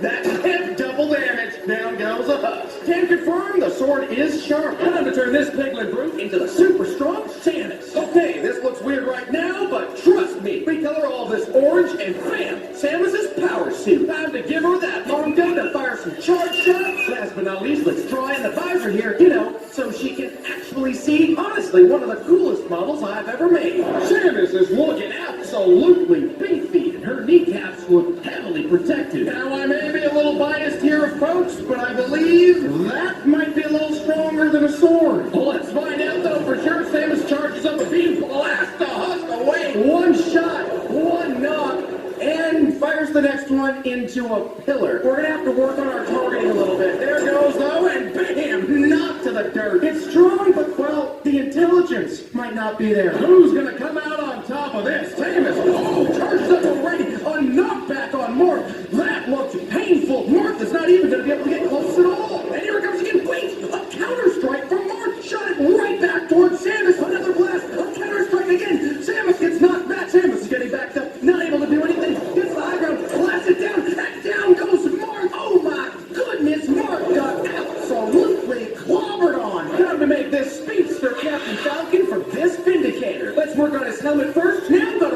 those muscles in there. Now let's wrap that yellow scarf around his neck. Visor, check. Gloves, check. And overall cool dude, absolutely check. Anytime that Captain Falcon gets close to any hostile model like this husk, he's gonna charge up and flames dash towards with a super punch. Captain Falcon charges, down goes a husk. That is looking insanely powerful. We're gonna need somebody strong. Time to turn this fox into fox. Well, Star Fox, that is. Let's make his eyes green and bigger. Oh yeah. With that green eyepiece, he's ready to captain a whole fleet. Now it's time to move these Fox body parts and make them into Fox's body. Copy that. Star Fox is ready for action. Star Fox looks ready to take down one of his friends. Watch this right here. Bam, bam, bam. Boom, boom, boom. Oh my goodness, that was 4 or 5. Star Fox loads. Boom. 2 of them down. Oh my goodness, Star Fox. This blaster that Star Fox has is beefy. You better prepare a Falcon punch real fast. This friendly rivalry is going to turn deadly real quick. The punch comes in. The blaster gets fired off. Star Fox takes a little bit of burn damage there. Blasts him again. This is going to be interesting. Who's going to come out on top? We're about to find out. Star Fox takes down Captain Falcon decisively. Not a single bit of regret on his face. We'll use this witch to make this psychic child Ness. Yeah, if we wanted to look like Ness, we're going to have to make him a lot shorter. Fit him in the classic striped shirt, put on his red and blue cap, let's give him his little backpack that holds, I don't know, his school books. And Ness is ready to show us what he's got. And he's looking ready for school. Of course, we're going to need him to battle, and he didn't bring his bat. But instead of his bat, Ness has brought his fire. A wall of flames blocking him off from anybody that will try to get to him. Here comes another wall of flame. That husk is stuck and burning consistently, so consistently, that looked insanely strong. Now it's time to turn this little ocelot into a real feline. Incineroar. Splash some red on this fire tiger and make the face more menacing. Incineroar has a giant tail. For a cat, Incineroar sure seems to hit the gym a lot. That is one beefy feline. And last but not least, gotta have that fiery wrestler's belt. Incineroar will definitely be looking for a KO. Incineroar's looking huge. That chest, oh my golly, benching at least 500, but obviously never hitting leg day. So Incineroar can absorb the damage, then turn around, grapple Ness, and yeet him out of the arena just like he did to this husk here. Another husk, still stepping on his turn, tosses him. Ooh, oh my gosh, one hit. That was pretty intense. The real question is, are you going to be able to get close enough? Because if Ness can stay away, you're not going to be able to land the grapple, but he lands the grapple right away and takes advantage of the fight. Ness finally throws out a firewall and starts burning. Incineroar walks through the flame wall in order to get to him. Over the side of the arena, Ness is on the ground, turns back to Incineroar and launches a flame attack that knocks him out for good. I got one last challenge for these fighters. We'll use a regular skeleton to make Master Hand. Take this bony body and turn it into a full hand. Now shake the fingers to fit like a glove. Ooh, Master Hand is looking to put these fighters in their place. And let's turn this wither skeleton into the wild, crazy hand. Paint it white and make it hand-shaped. Build out those fingers as well and make those fingers bent and creepy looking. I'm not sure these fighters are going to be able to handle Crazy Hand's unpredictability. Master Hand and Crazy Hand. These things look dangerous. Our winners, Ness, Yoshi, Inkling, Star Fox, and Samus. The hand instantly turns. Yoshi gets blasted straight away. A shot comes in from Samus. This is going to be a close fight, I can already tell. Inkling throws out the paint. It's tooting the battlefield. They've already got Master Hand and Crazy Hand down to half health, and it looks like Yoshi has left us, which is oh so sad. It looks like Samus could be going down any moment here. Star Fox has left us, and Samus goes down in the background, and Inkling goes down as well. It's just Ness left. Ness is trying to back off ever so slowly. Manages to throw another flame pit out, but keeps getting blasted left and right. Move faster, Ness, move faster. Just 1 or 2 more burns is all that's needed. This could be the worst. A final blast. The wall is up. Master Hands go down, and Ness takes it in, keeping the Smash Bros alive. We'll take this piglin brute and turn him into the beefy Ganondorf. He'll need his bushy orange hair and beard, add on that mystical robe, back on 2 burly arms like the strong Gerudo he is. We can't forget his 2 katanas from Wind Waker. Oh yeah, he's looking as mean as ever. Hey, Ganondorf, where are you headed to? Ah, there's some villagers in here. Oh, hold on a second. Ganondorf just exploded in a fiery breath of doom. Escape while you still can. Oh, golly, that was gruesome. Oh, hey, this guy survived. How did you go Ganondorf's coming with a vengeance. Oh, yikes. For Zelda, we'll start with a magical witch. Let's turn the witch's hat into Zelda's golden blonde hair. Gotta include the elf ears. Alright, let's shape up this hair a bit. She is a princess, so we'll need to add her tiara. Now we'll put her in her iconic white and purple dress. But Zelda, you've got no weapon to fight with. Not to worry, she's got fire. Oh, she's charging these Vindicators fearlessly. Oh, golly, buddy, this is about to be the end of your life. We'll turn this chill stray into our cool hero Link. Slap some blue on him to make him his Breath of the Wild tunic. The elf boy has to have his elf ears. Make sure he's got his belt for all those adventurous needs. And to finish it all off, the Master Sword. Our courageous hero is here. Get over here and help out Zelda. But I guess actually maybe Zelda doesn't need any help. Oh boy, there's an army of Vindicators. Link's cornering one, keeping him stuck with spaces so he can't go anywhere. This multi-demolishing slash of death. Boom, boom, boom, boom, boom, boom. These two look pretty magical and pretty strong. But can these two take down Ganondorf? Good luck, guys. Looks like Ganondorf is coming with a vengeance right away with that first hit. But the stasis from Link has got him locked in place. Another stasis. They've only got him down like 10% so far, and this has been intense. Looks like Link is doing his best, but the explosion. Oh no, she's burning. All you're doing is making Ganondorf angry. Ganondorf launches another ball of purple death. Oh boy, both of them this time. They actually almost got him to 50%. This could be massive. Oh, never mind. Link, have courage, Zelda. Have courage.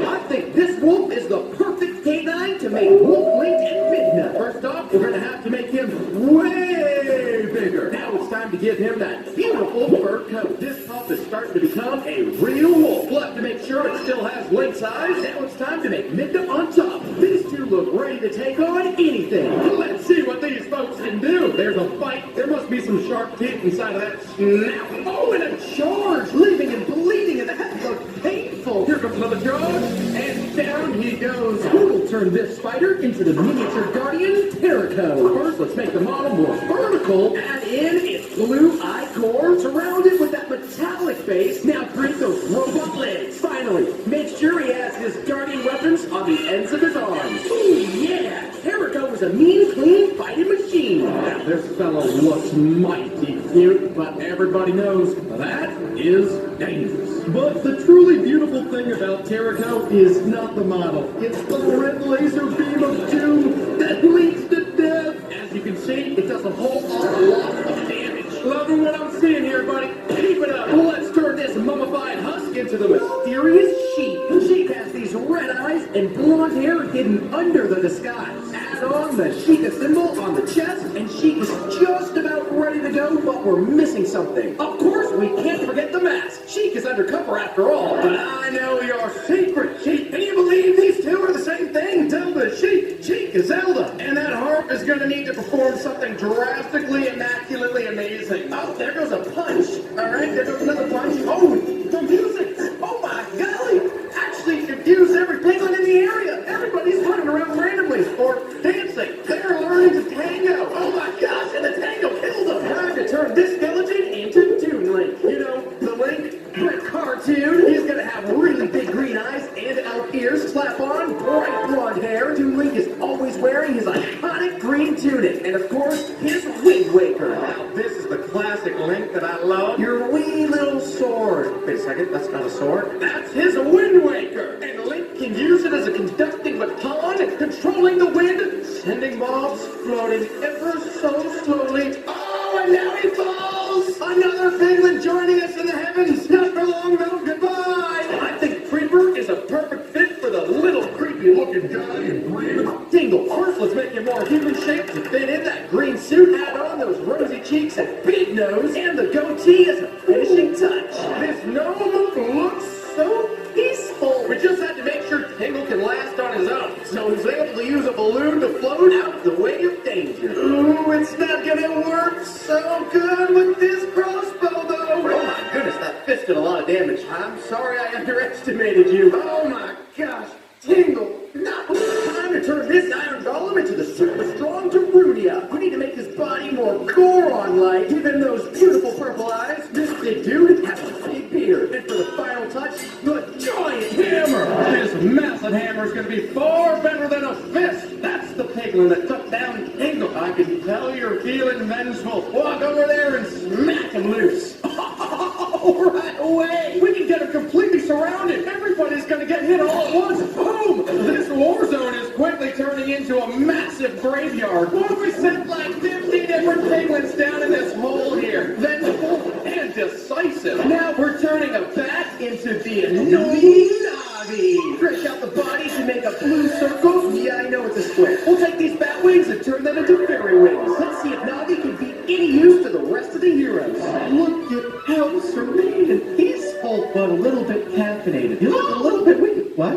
What'd you say? Oh, what? Oh my goodness gracious. Eat some piglins. Come on, Navi, you're not doing anything. All right, Navi, just being annoying. I'll do one thing for you. Fiery pit of death, locked in by bedrock. Don't tell me I can still hear you down there. Oh my God! I need to get as far away as possible. And now we're going to use this evoker to make Skull Kid. Start by retexturing his body, add on his pointy red shoes, create his crazy mask, and the finishing touches. Skull Kid is looking amazing. Without a doubt, the most colorful model of all. That mask is looking mighty sweet. Skull Kid floats up in the air, can teleport around so quickly, sneak up behind mobs and knock them with a slashing attack that takes out about half of the guts inside of these guys. Means 2 hits, and then they're wiped for good. Bring it back to the scene of the last crime to have our revenge on Ganondorf. Oh, looks like you may are the first to go at it. Ganondorf is backed up to the backside of this mansion right here. Hopefully they can keep him spinning and stuck. This is getting hectic very quickly. All I can hear is Navi screaming in my ear.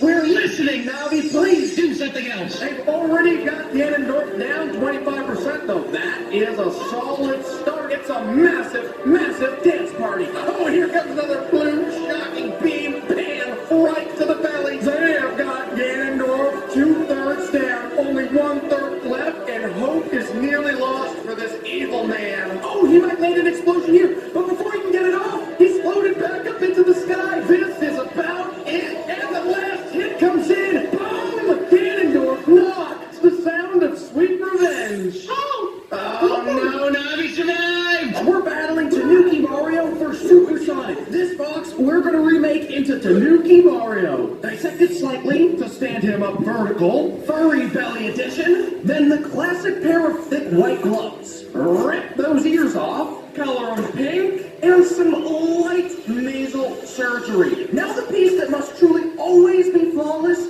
is that Mario's back. Pack this suit all the way around and a solid bushy tail. We've got Tanuki Mario inside my grab right there. The dude looks mighty freaked out right now. Okay. I don't really judge you for it though because I know you're about to fight to the death. But your suit looks cushy, your tail looks thick, and your fists look punchable. This may be your time to shine. But we've got to build your fighter from the Sonic franchise. We're remaking this Enderman into Super Sonic.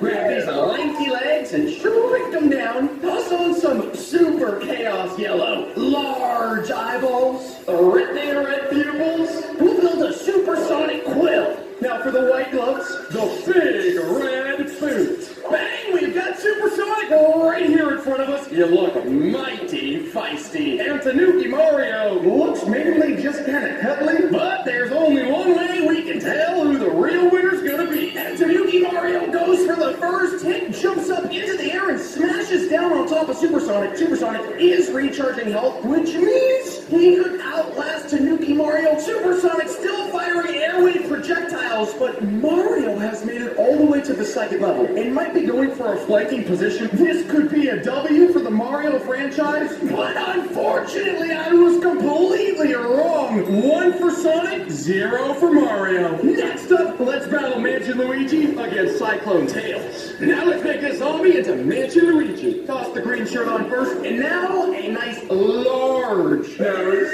Of course, we can't skip a decent mustache. Cover his bald head with a green hat, and stitch some hair around the outside. Plop on the iconic L emblem. Pull up his blue overalls. A couple gloves for punching. And now for his ghost-sucking vacuum backpack. With the sucker! And we have got Mansion Luigi pulled into Minecraft, and look at his pack. This could vacuum up the spirits of the underworld. The only reason to believe Cyclone Tails might have a chance is good because you specialize in the spirit world. And Cyclone Tails is gonna be real. We're gonna see if we can make this hunk of iron into Cyclone Tails. Pop out his belly and adjust the chest down just slightly. Paint it all blue. Now build out the vehicle cockpit for Tails to sit in. And of course, the missile launcher on the back.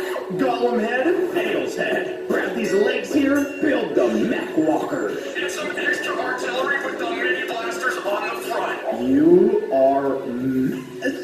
I'd be concerned if I was Luigi. He's even running away right now. But there's only one way to tell if the Sonic franchise can go up 2-0. And that's to begin this battle. Tails looks slightly confused with the targeting, but oh, never mind, I lied. There's a plunger being thrown and it's firing through the wall. The physics right now are completely unimaginable. The rocket's busted through the concrete and Tails has made his escape. Luigi is actually on the run right now. It looks a little bit frightened. This is not looking good so far for the Mario franchise. The plungers have knocked Tails back. Tails responds with a rocket to the face, but Luigi comes out on top. It is 1-1, and these matchups are getting intense. Well, let's see if we can break this tiebreaker with Rosalina and Blaze the Cat. Let's remake this witch into Rosalina. We've got the robe, we just need it to be a blue dress. And the hat we can use as the start of Rosalina's hair. Set of lips. Flashy lashes, lady. Pull this blonde hair down. Crown the princess. And the dress flows all the way down her arms. Waving all the way down to the floor. And of course, we can't miss Rosalina's star earrings. To handle the tiebreaker, we've got a brand new arena. And I have to say, Rosalina, you look amazing. The hair swooping off the back. But that crown, you're gonna have to fight to keep. Because you've got a worthy opponent. Well, let's go grab Blaze the Cat and battle Rosalina.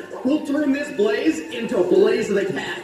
Toss away some rods and just keep 2 for arms and legs. And Blaze the Cat has long legs. Drape her dress on, and it opens to the front because aerodynamics. And she's actually rocking heels with the ankle poof. And we need to give her some serious lash length. And a red hair tie to hold up these violet plumes. Blaze the Cat is ready to absolutely smack Rosalina. Blaze the Cat appears to be initiating this battle, strutting on over right to Rosalina. She's using the Luma ability to throw some star projectiles, but Blaze the Cat began spinning out of nowhere. It is still unclear exactly who might be able to come out on top. Rosalina has been cornered, and this might be it. Blaze the Cat actually took off the thrusters. This might be the chance. Rosalina's been knocked into the sky, but has the upper advantage now. Blaze the Cat holds on to life, wishing there was some way up. And there she goes. Taking the Mario franchise 2-1 against Sonic. It's time for King Boo versus Espio the Chameleon. Let's turn this ghast into King Boo. Drop off the ghostly tentacles,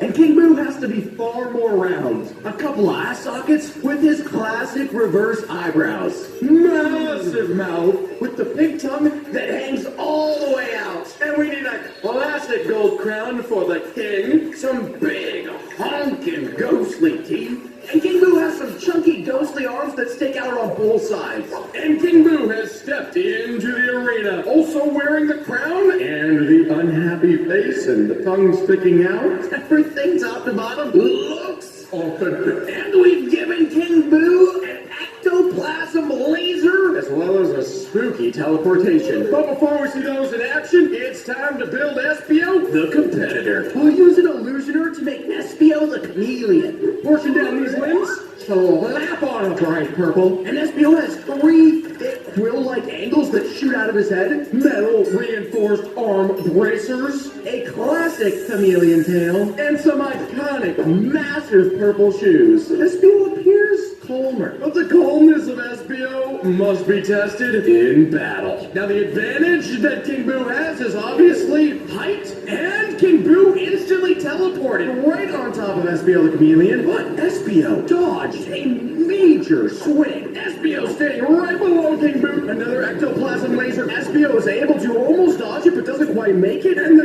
shurikens are breaking through any sort of spirit armor that King Boo might have. You can hear the screams coming from King Boo with each shuriken land.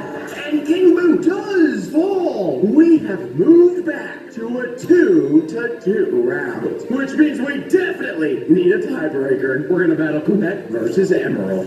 We're gonna make Comet from this beam, rip off those wings, yellow blob, and open up the jaw so we can see Comet coming through. Pair of large blue goggles, baby blue wizard and cape of doom, and it drapes down to cover nearly his entire body, but we'll let his feet poke out. And of course, Comet will always have his broom. Comet stepping into the Coliseum in order to defend the Mario franchise, and the broom clearly working to lift Comet off the ground, floating around with ease. Impressive. Definitely 10 out of 10. But the real 10 out of 10 will be determined if you can take victory over Sonic. And in order to settle that battle, we need to make Emerald. We're going to remake this evoker into Emerald. Turn this chest into a combat android, orange armored shoulder blades. And the arms also need to look like machine parts. Big blue android eyes. And Emerald has a curved orange horde, armored combat boots. Then he also has 3 distinct spots on his chest. An android long forgotten, returning to the battlefield, armored up so much so that Kamek is actually attempting to escape the arena. Unfortunately, a battle is the only way. But who will throw the first hit? And it appears Kamek with some sort of multiplication technique. One of the versions goes down, the other version goes down, but Kamek himself still alive and well. But Emerald appears to be responding with a sort of spinning attack,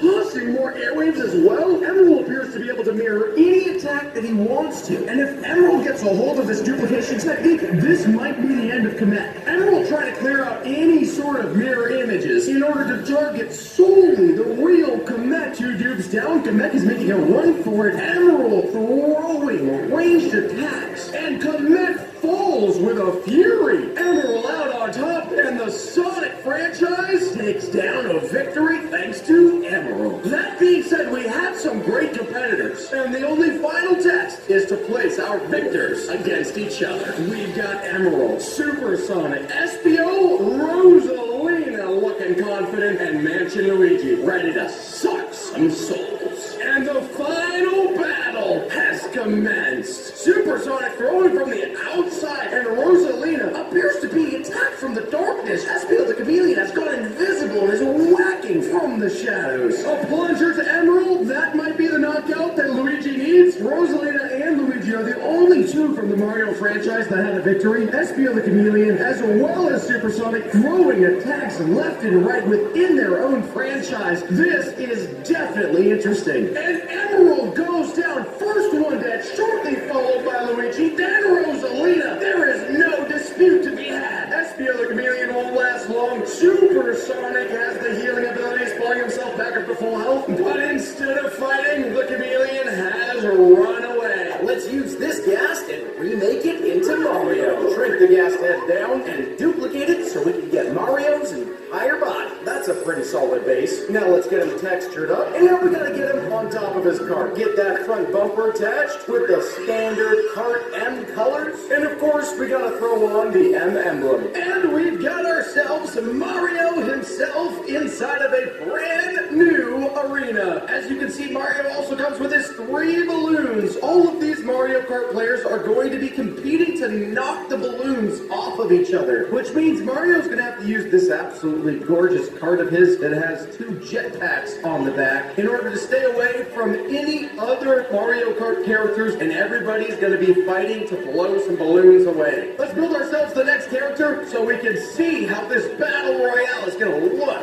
Let's remake this pig into Peach. Pop the head off, briefly nearly turning this pig into a penguin. We'll dodge Peach's dress and go for some speed fits instead. But of course, we gotta get her gold crown on the top. Just reposition the model a little bit here. We'll have Peach cruising Peach's Mach Bike and install the fastest tires available on the market. And we've got Peach as well, rocking a motorbike, looking absolutely spicy. Now Mario, we've given the ability to blast fireballs off, but Peach has the unique ability to make herself invincible. As these 2 characters start to battle it out, you'll see exactly what I'm talking about. Peach is covered in her invincibility right now, and she's able to hit Mario on a direct hit to knock one of his balloons out. He was able to land 1 hit outside of the invincibility though, and Peach is cornering him. It looks like he separated himself, but there goes a second second balloon. It's 1-to-1 now, and as soon as one of these characters loses all of their balloons, they're going to be completely removed from the game. Bam! Down goes Mario. But a simple one-on-one is not quite spicy enough. The real Battle Royale is going to be an entire Mario Kart lineup. Let's turn this creeper into Luigi. Let's adjust this four-legged beast into a two-legged winner. We can keep some of the green and get Luigi's overalls there as well. Can't miss the two buttons though. Texture him up a bit to make him look absolutely fabulous and get him ready to hop inside of a cart. Get his seat in place and we'll give Luigi a standard cart as well. And we got ourselves Luigi in Minecraft. His cart is looking absolutely beefy. His boosters on the back far more significant than what we saw from Mario. His balloons just as vulnerable as they all are. And Luigi's special ability that we'll be able to see in the Battle Royale is that he's able to throw off green shells. And each of those green shell attacks can either leave one of the players vulnerable and dazed or knock one of their balloons right away. So let's hope these boosters come in handy because it's gonna be a big fight. This chicken right here is the perfect size to remake into Yoshi. Grab his feathered chest and make him a little bit of a beefy beast temporarily. Stretch out this old chicken head, shift one of these heads down just a bit, and toss on the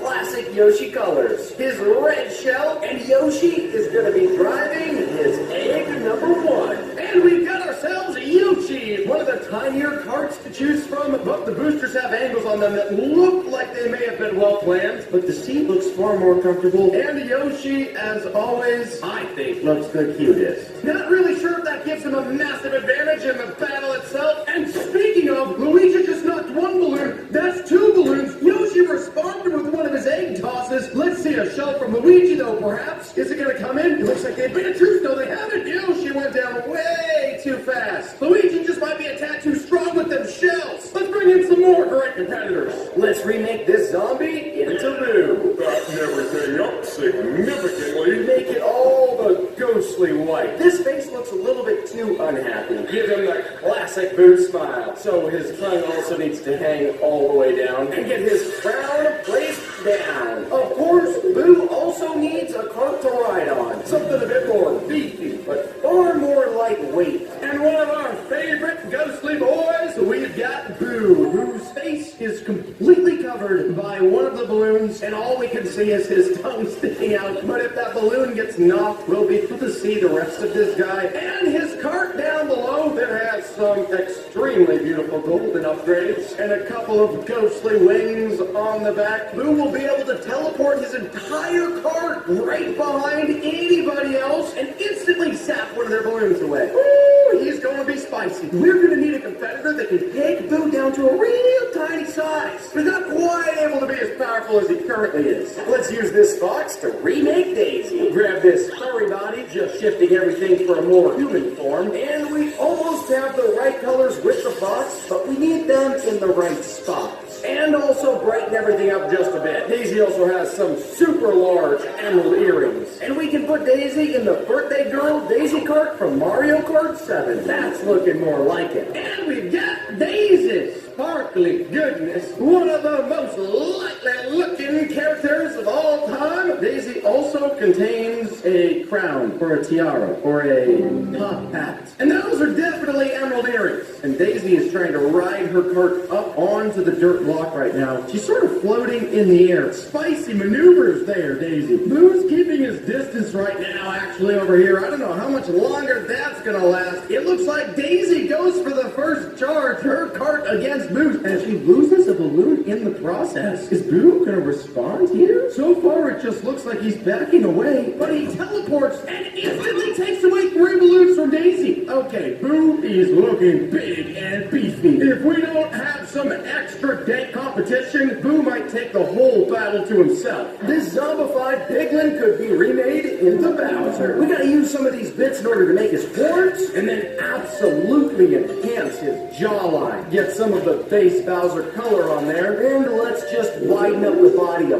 bit. Now for the massive shell here, throw on some of those spikes first, and texture it up. We'll put him in a Koopa King cart, make it look absolutely vicious. And we have got Bowser, who also has the largest cart. His cart That looks like a tank. 3 wheels on this side, an additional 3 wheels on this side, an absolute grill on the front. No booster on the back, but instead a flaming spoiler that looks like Bowser is bringing the absolute speed to the match. And that massive shell that he's rocking on his back, Bowser can use that thing and toss 3 shells at a time at other competitors. Boo was looking strong, so we needed Bowser to be stronger. But it just means we've got to continue to up the game. Let's make this Moostrum into Toad. Use the body and shrink it down. Then we've got a Mushroom Mootrum. Put on some more red dots and give Toad his little blue vest. His cart is going to be the Jeep Charger. We need the iconic blue, gold, and white, and of course, the red wheels. Speedy, Toad, my boy! Look at those eyes. Look at that face. Look at this cart. One of the most vibrant carts we've made so far. And one massive booster, a banana booster. Toad will drift around, and Toad is able to toss bananas, leaving other carts to spin around if they're hit. Absolutely confused! His cart definitely does not look like it's going to be the fastest, but if he's able to slow everybody else down, it might be the most efficient. And we probably need somebody else that can compete with Toad. We've got to get Wario. Let's remake him from a pillager. Widen things up a bit and give this pillager more of a gut. And duplicate his head for it to become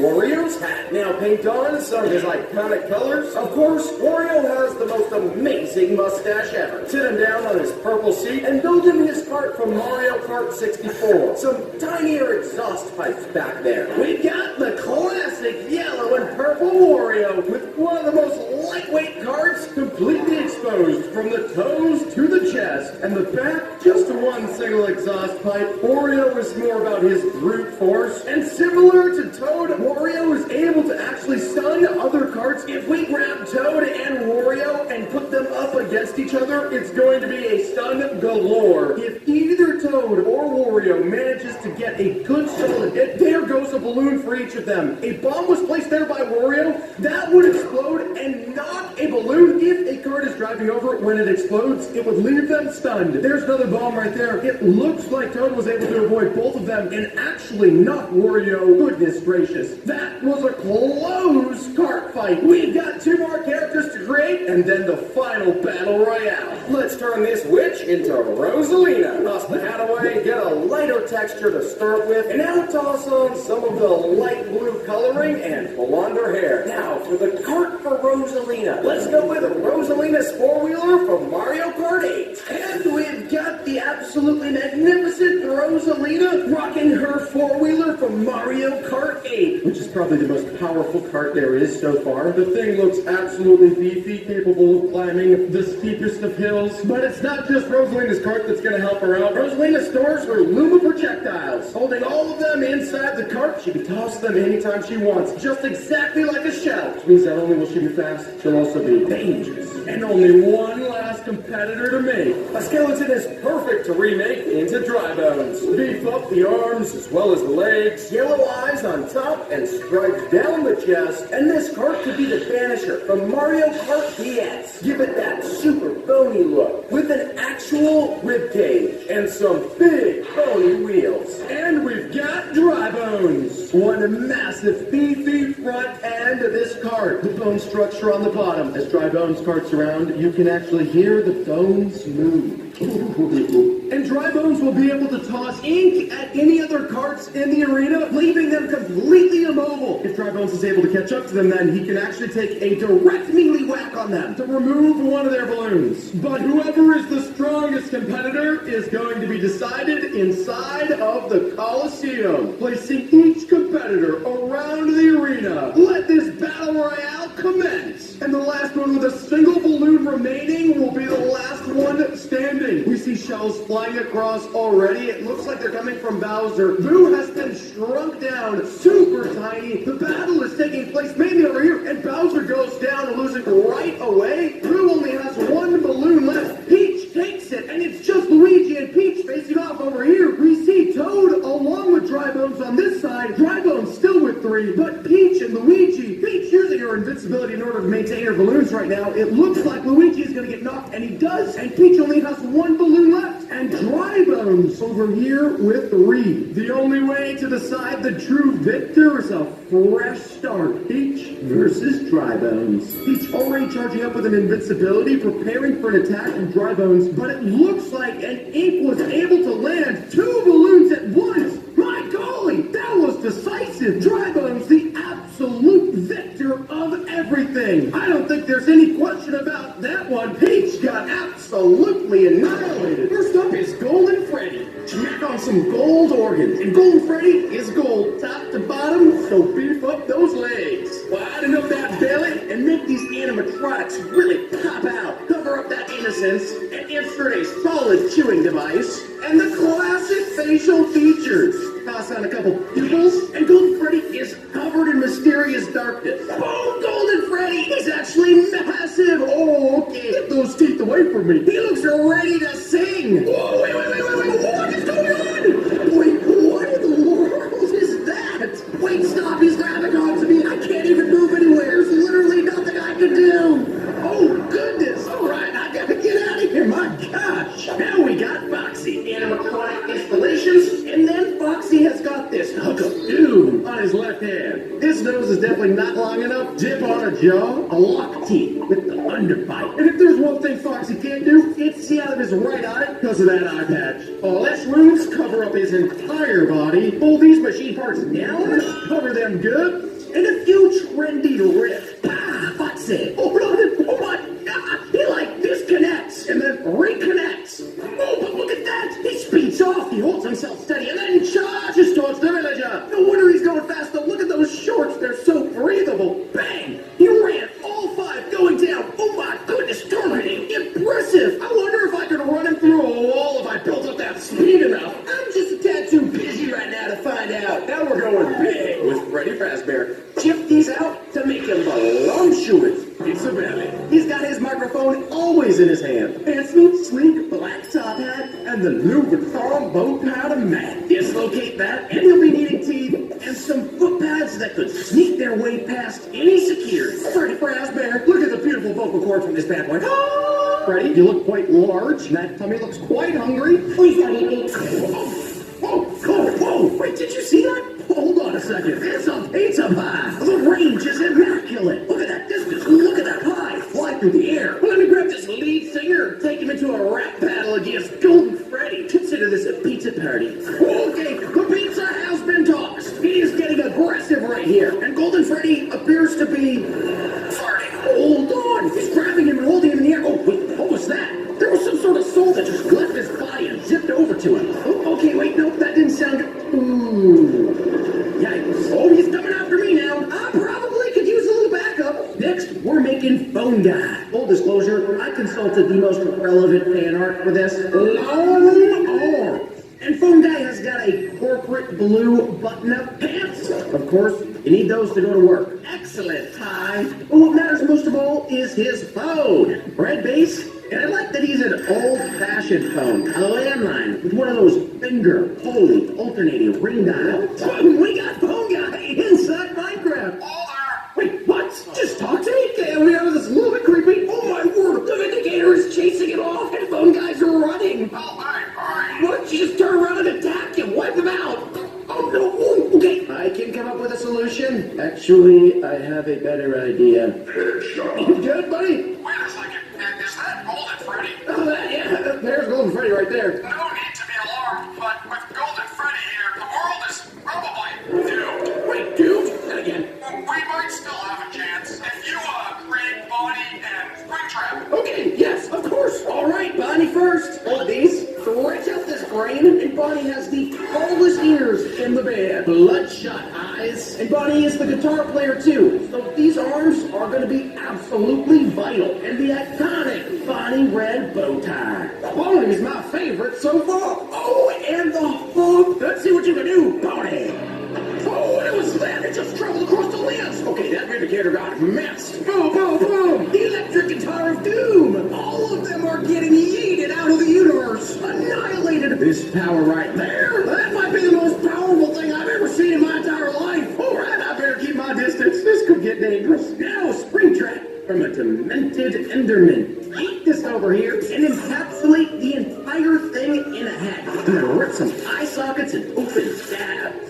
You wreck this long ear, and then Springtrap has this second ear that is almost entirely disintegrated. And install some more broken flesh. This guy looks busted. Alakazam! Springtrap! Ooh, you look disgusting. The flesh wounds actually might be quite refreshing in the day breeze. Oh, wait, what? Bang! Oh, he's charging up, and then he jumps and hold on a second. Watch this massive charge. Splattered all around. Look at Springtrap charge. Bing! Oh boy. Phone guy? Hey, great job, Kipper. Yeah, I don't know about that. Don't be alarmed. We can still stop Golden Freddy. Just hurry up and meet Chica and Circus Baby. Okay, if you say so, phone guy. Chica's up next, and we do not have much to work with. Massive arms, massive chin, and a few big waddle toes, so Chica can waddle to the stage as a backup singer. Built up her hair tuck and a tiny nose, and it might just be me. Or Chica has the craziest eyes of everybody. And Chica also is always wearing a bib with big bubble letters that scream, let's see. Boom, Chica! Look at those wings go! Wait, oh my, hold up, there it is! Oh my goodness, it's a birthday cupcake! Oh, but you don't look like you're having such a happy birthday. Now what happens if I toss a bunch of these guys into a hole like that? Ooh, okay, this looks like the most Painful birthday party I have ever witnessed. But now that you absolutely murdered everybody, I gotta get some more guests for the birthday party. Circus Baby coming up next. And she's like a bodybuilder robot with some beefy arms. But she has to fit inside a dress. Flashy red kicks with the toe bell. And Circus Baby has got a wide, round, sort of flat face and creepy rose cheeks. And what pops most is her bright red ponytail. Circus Baby is massive. Here's little bells. Ding, ding, ding. Oh, hold on a second. Circus Baby throws out an ice cream? Oh, wait, that didn't do any damage. It just looked delicious. Look at that. Stop giving ice cream to the enemies.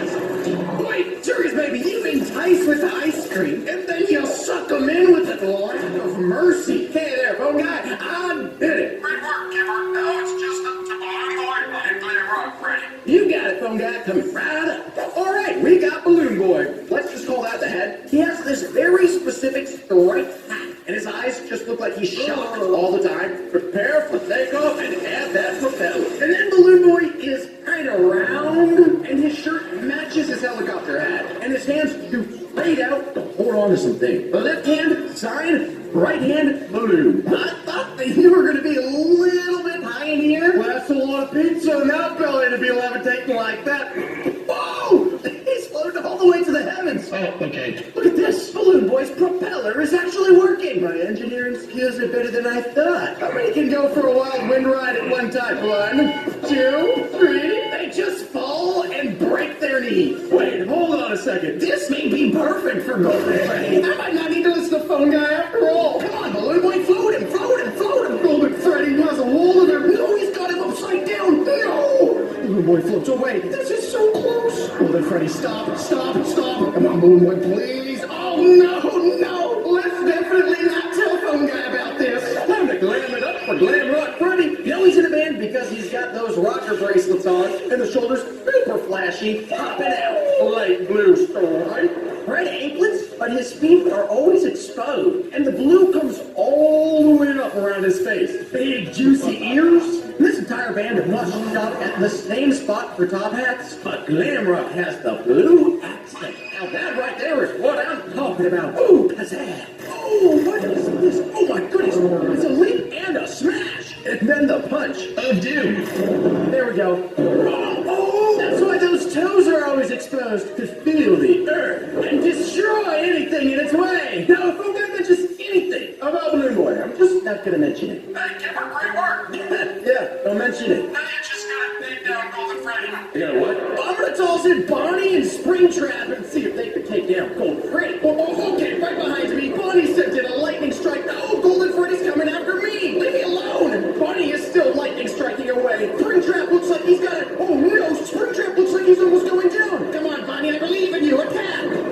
Oh, the jump and bang. Golden Freddy is at half. No, Springtrap goes down. This might not be good. He shoved Bonnie into the dirt. Breathe, Bonnie, breathe. Let me go. No, Bonnie goes down. That's okay. We can still do this.